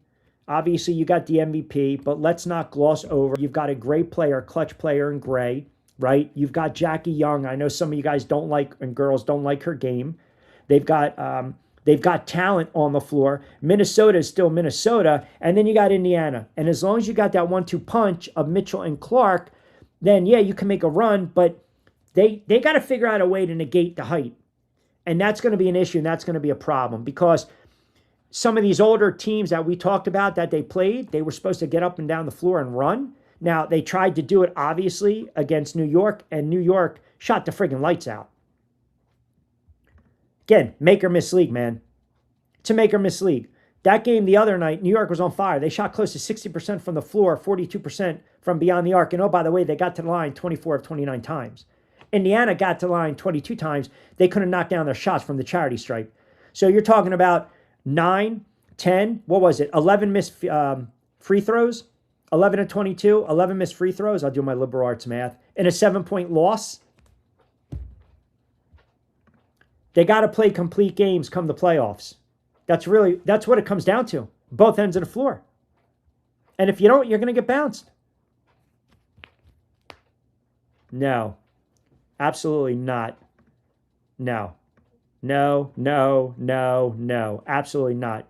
Don't even friggin' go near her.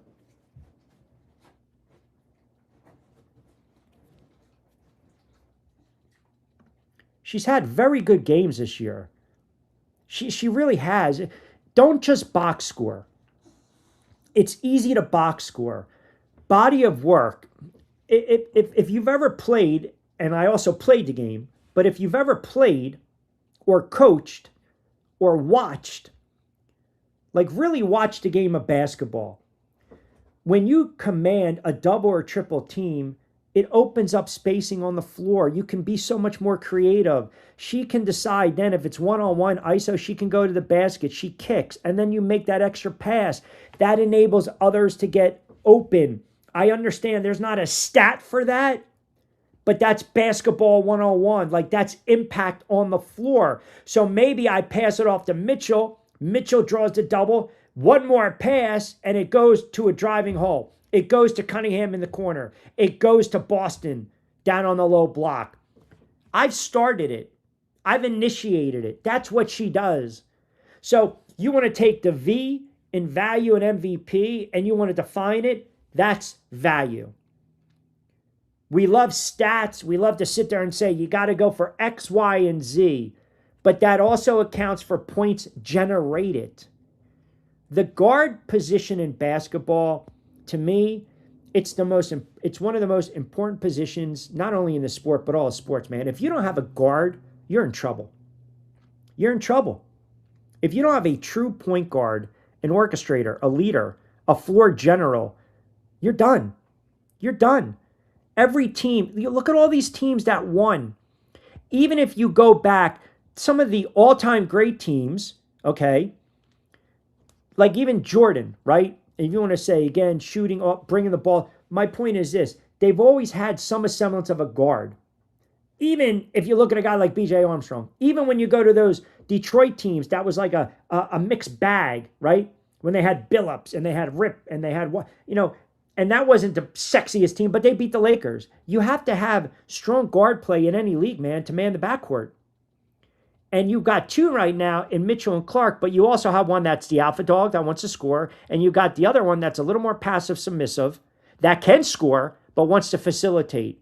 That coach needs to recognize that. 1-2 punch, Batman, Robin, Robin, Batman. If they figure out a way to get those two on the same sheet of music, then yes, they can be a tough out in the playoffs in spite of all their deficiencies. I don't like them matching up against a Golden State and or a Minnesota. And if they play Minnesota, they better be able to guard Miles early on. They didn't do that in the regular season. We saw, remember, they let her go off for 19 in the first half. So just, again, man, just kind of like I said, they just need them to get on the, same sheet of music, right? Reese from Philly, my brother from another chimes in. Miles too small, too weak on D. Clark 6 feet tall. Miles is a phenomenal player, right? Best defense against CC is the hub offense ran by AB. Yeah, right? Correct. Because you're taking the friggin' ball out of her hands. That's exactly what you're doing. It makes no sense. I've said it 1,000 times, right? I know this is off topic. The fact that Bonner can leave the Mercury more than likely gets the aces since Smith went down suggests that CC could ask to be traded next season.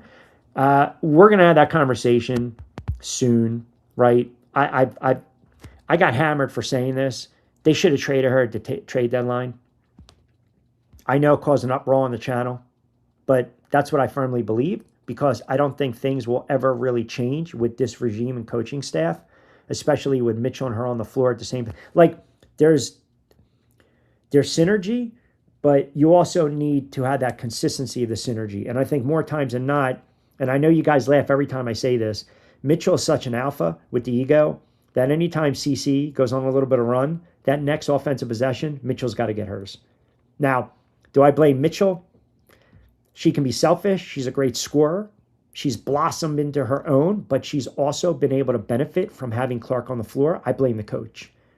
And as we know right now, they keep winning games. They keep putting up numbers, and they make a run in the playoffs.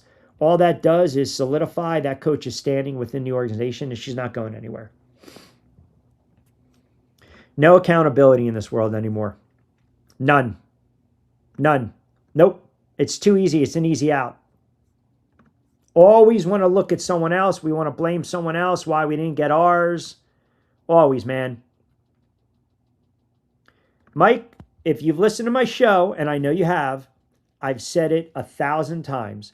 Stephanie White's, she's in a relationship with Lisa Salters. Lisa Salters works for ESPN. Stephanie White called games for ESPN. She was analysis for ESPN. They're never going to have ESPN on ESPN crime. Correct. That shows you that she is the Teflon queen of the WNBA. She is. Anthony says, hey, Billy, you guys are going back and forth. Wilson not doing what CC is doing with less. Wilson had a better resume, better role players, better coach, more experience, and CC is doing more with more responsibilities. That's a fair point. That is a very fair point. It's got to be frustrating, man. Unadulterated, what's going on, brother? In a meeting, Hupball is good. I forgot who mentioned that ESPN doc. So you guys mentioned it yesterday during the show, and you guys were like, everything I was saying, which is rare. You guys were saying everything I was saying was true. You were agreeing with my points. And a couple guys on the chat said, check out the doc, right? No one here hates Angel Reese. It's just hard to resist making fun of her. Her diva attitude makes that alluring. It's not hate. It really isn't. It's just, yeah, I mean, right. I would like to see old guard team versus young gun game. Young gun would be CC Page. That's Angel Kiki as starters.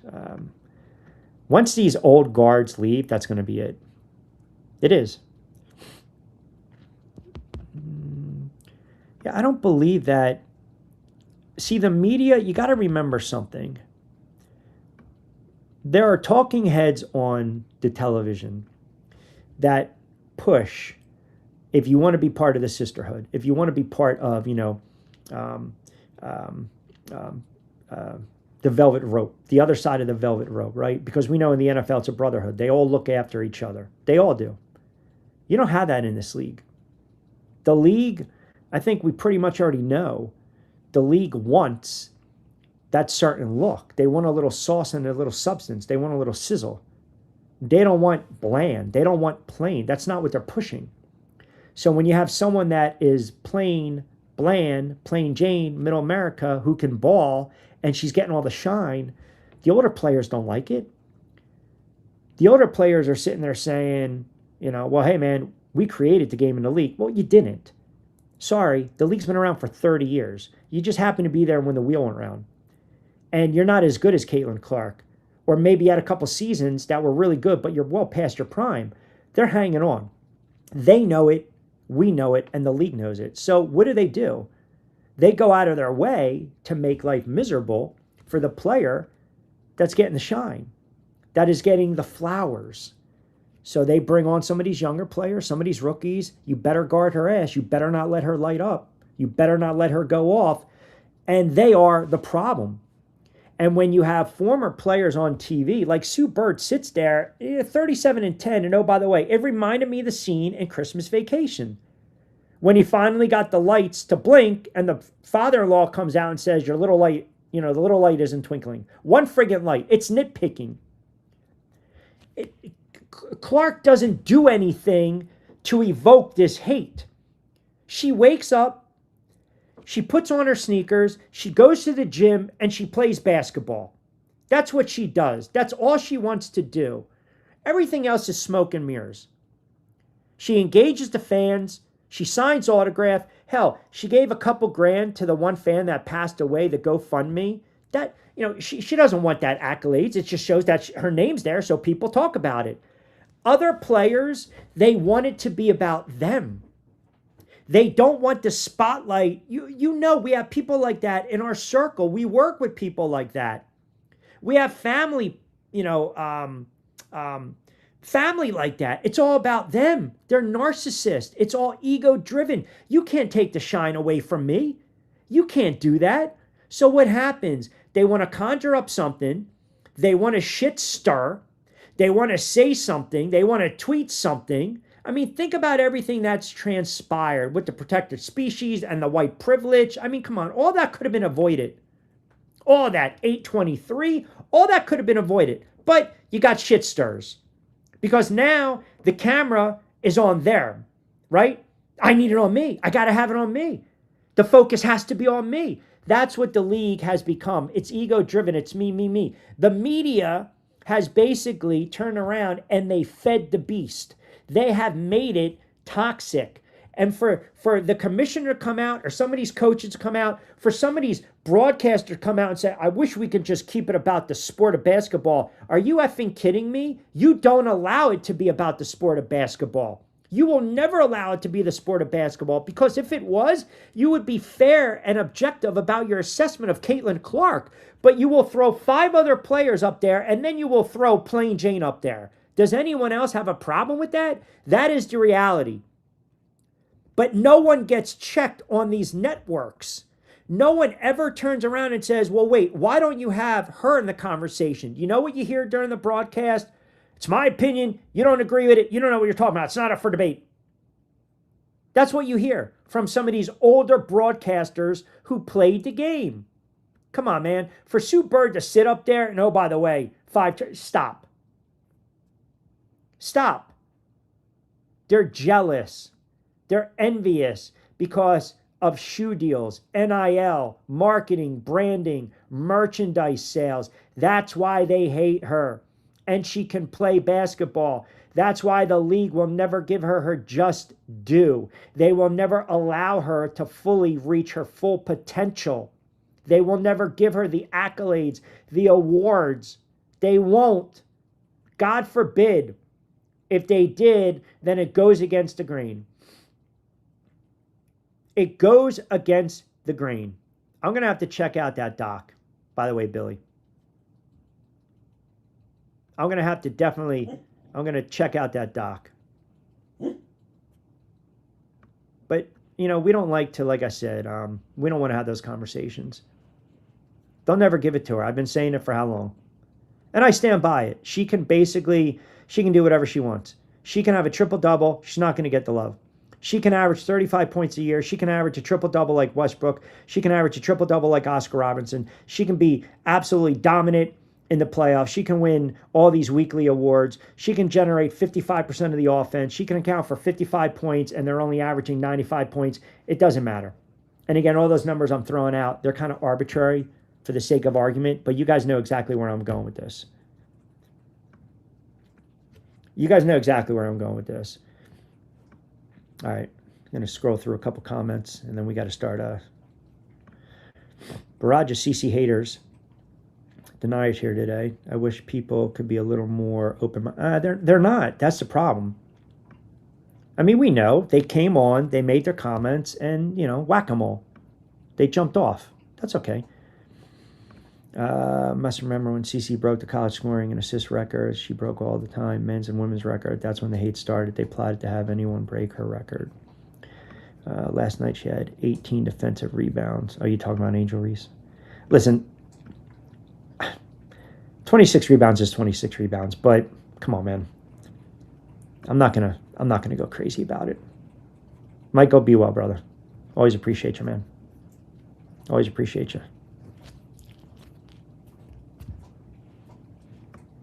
I mean, listen. Last night was her night. Give her shine. But more times than not, when you watch her play, what's going on, Heather? You're talking like 12 offensive boards off of like 8 missed shots.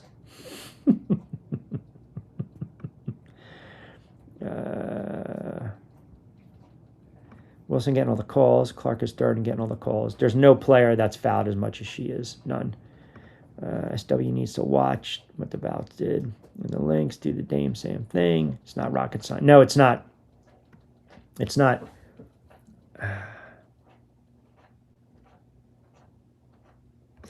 Unadulterated. I got to ease up on Mitchell. Scores, want to score. Cece has an ego and wants to score. Yeah, but she nails that heat check. And then what happens? They don't give her the basketball after. It's not easing up on Mitchell. I think I've been way complimentary of Mitchell. Now again, if you want me to be fair, you be fair back.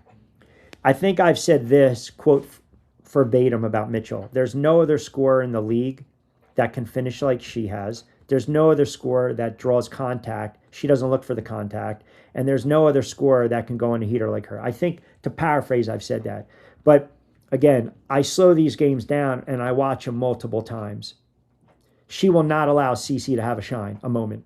And Cece continues to feed her. And I got a problem when they're running the offense and Mitchell doesn't cut properly. That's on Mitchell. But Cece gets the turnover and then she gets benched because the head coach wants it that way. Mitchell has come into her own. But again, Batman, Robin, Batman, I don't give a crap how you guys slice it and dice it. The bottom line is this. If Clark's off the floor, Mitchell's not getting hers.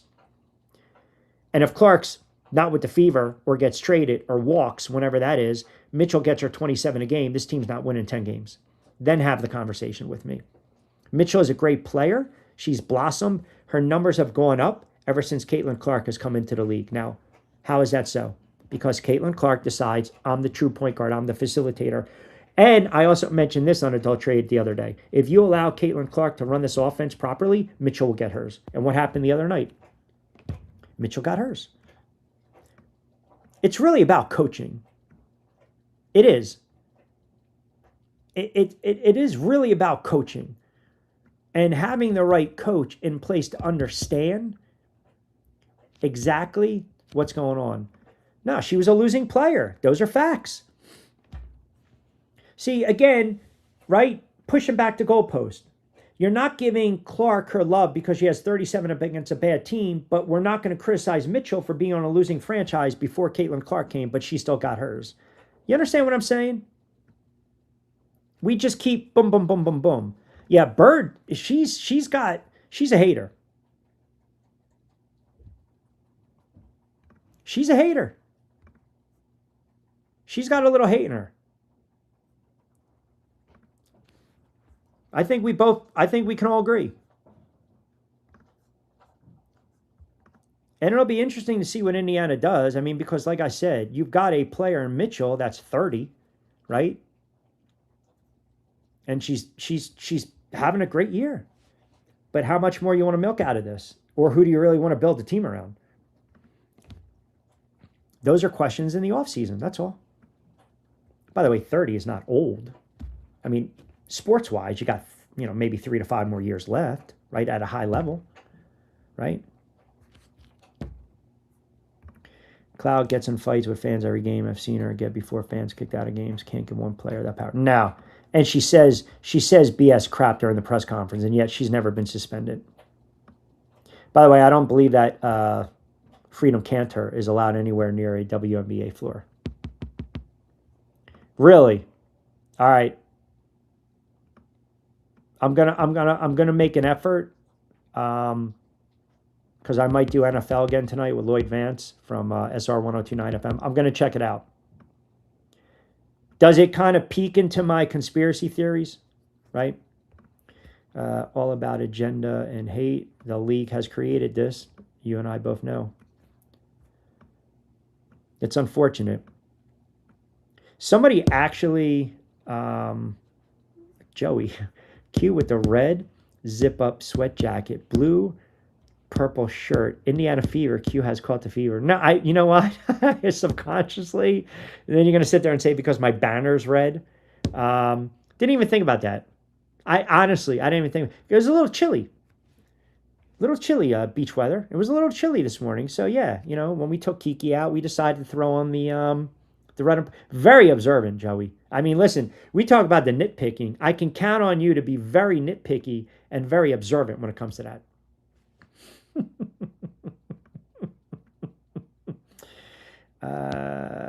Another true score in the league like Clark.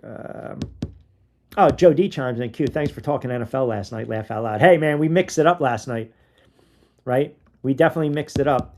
I want to get in more. I'm hearing there's a report that Atlanta might cut Tua, and we already talked about Cleveland going to Deshaun Watson to start the season. So a little more, like I said, a little more. Cloud is a loose screw. Haven't heard that one. She is definitely yes, she is. Oh, look at, yeah, she is definitely a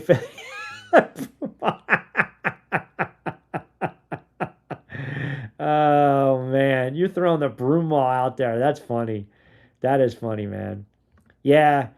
And what else did she say when they threw the sex toys on the court? This is the league in a nutshell, people. All right. I'm going to start wrapping it up. 2 o'clock straight up on the East Coast. By the way, for those that have joined on for the first time, like I said, if you like the channel, even if you're trolling, which many of you did today, and I appreciate it, at least hit the subscribe button, right? Content's free. That might change, but hey, we can get into that. Let me get a couple more comments before we get out of there. Joey doing some ball busting. Entertainment tonight. Gonna hire paparazzi to see if Kiki will wear an Indiana Fever dog. No, Kiki's got she got the blue leash, even though it should have went pink because she's a female dog, but I wanted the blue with the Giants. No. Now, in the wintertime, it's a different story. Saw a post of Miles having an 8-point game and hit the left.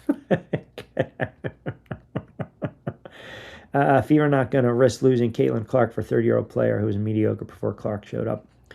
Mentioned it yesterday. Check out the show yesterday, brother. Mentioned it yesterday about what they're going to do. Because if they let her walk, merchandise goes down exponentially. There's not 15 primetime games on networks, and attendance is going to go down. I don't believe they're going to pay her what she is worth. I would, if I was her, I would have them bend over backwards to get paid what I'm worth. My brother, can you please talk about how CC's defense has improved? They put her out, but she's a better defender than Kelsey. She's made some big stops. And you know why? She's not hand checking. You notice that? She's not hand checking as much. Because defense is what? Not with your hands in basketball. It's with your legs. And she's sliding over and she's holding her ground. The other thing is this.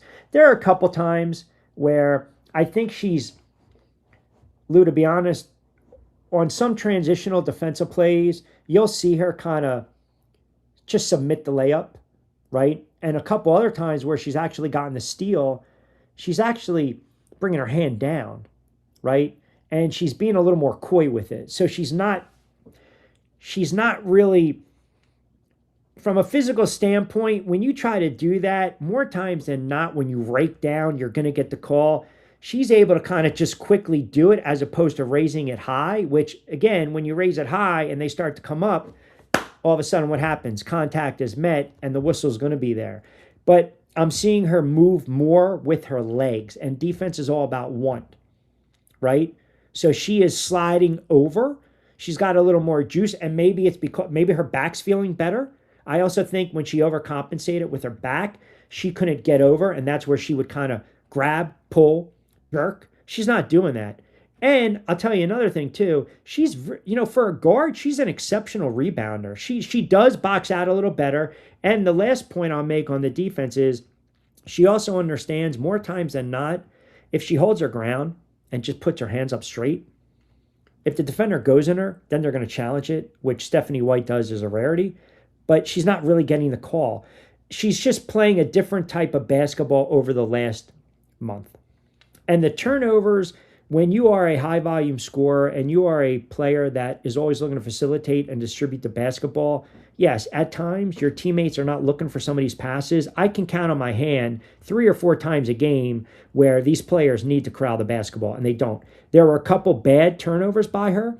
There were a couple lapses we saw when she got the half court violation, right? She walked it up the floor. Those are mental lapses. And I think she was just out of her moment, out of the game at that time.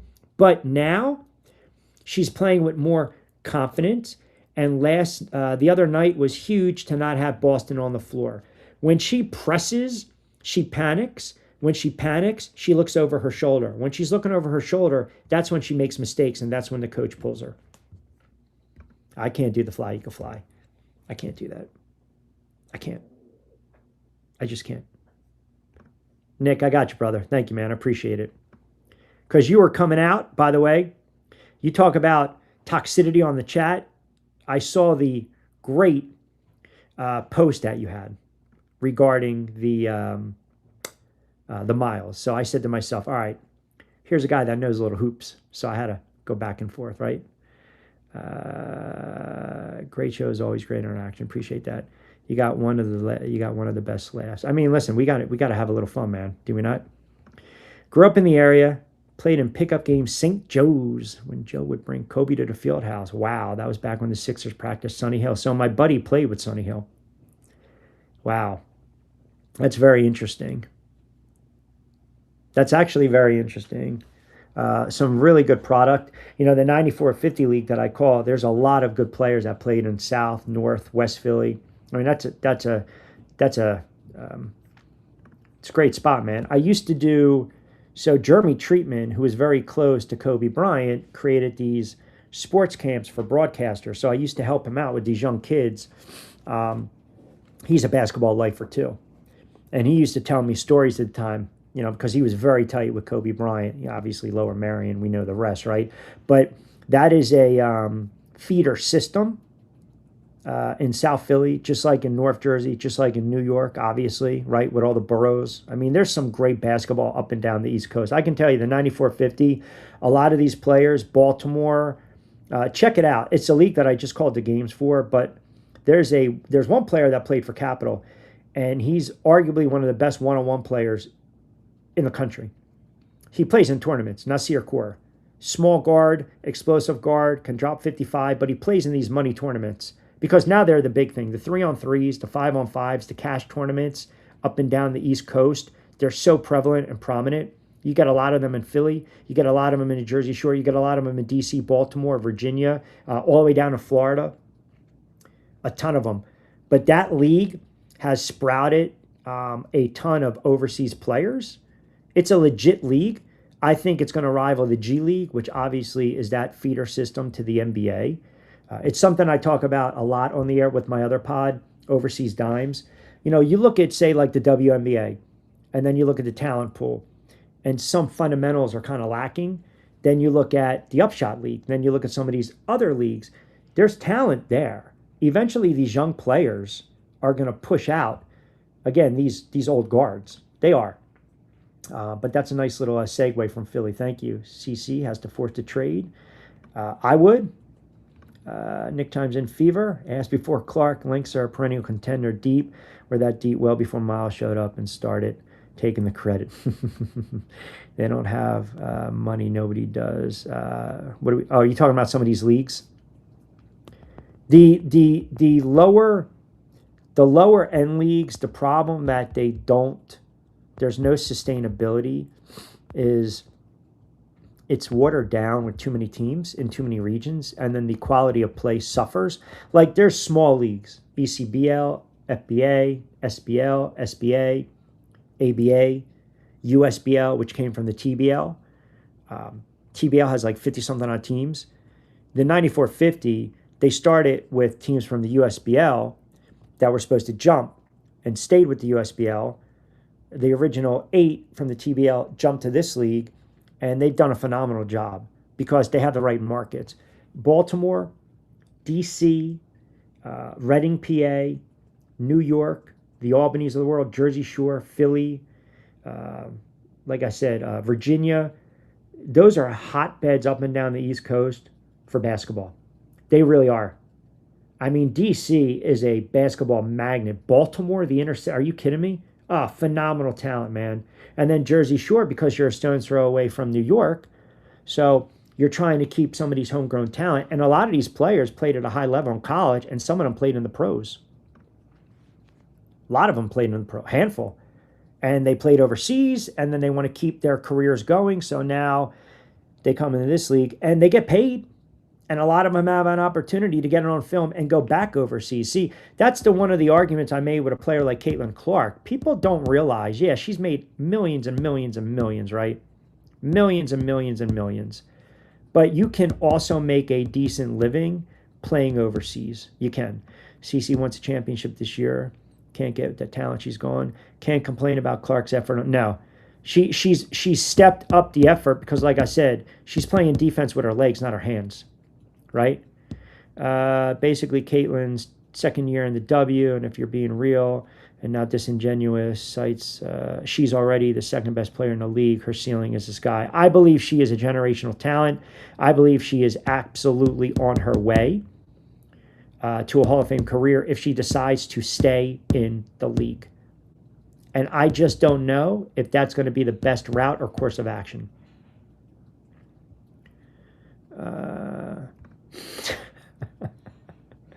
Listen, man, it's the chats, brother. Now, we check them, right? And I don't think that's the case, but I know what page you're talking about. I know exactly where you're coming from. That page is very toxic on Facebook, right? You can have an opinion. You can be disingenuous.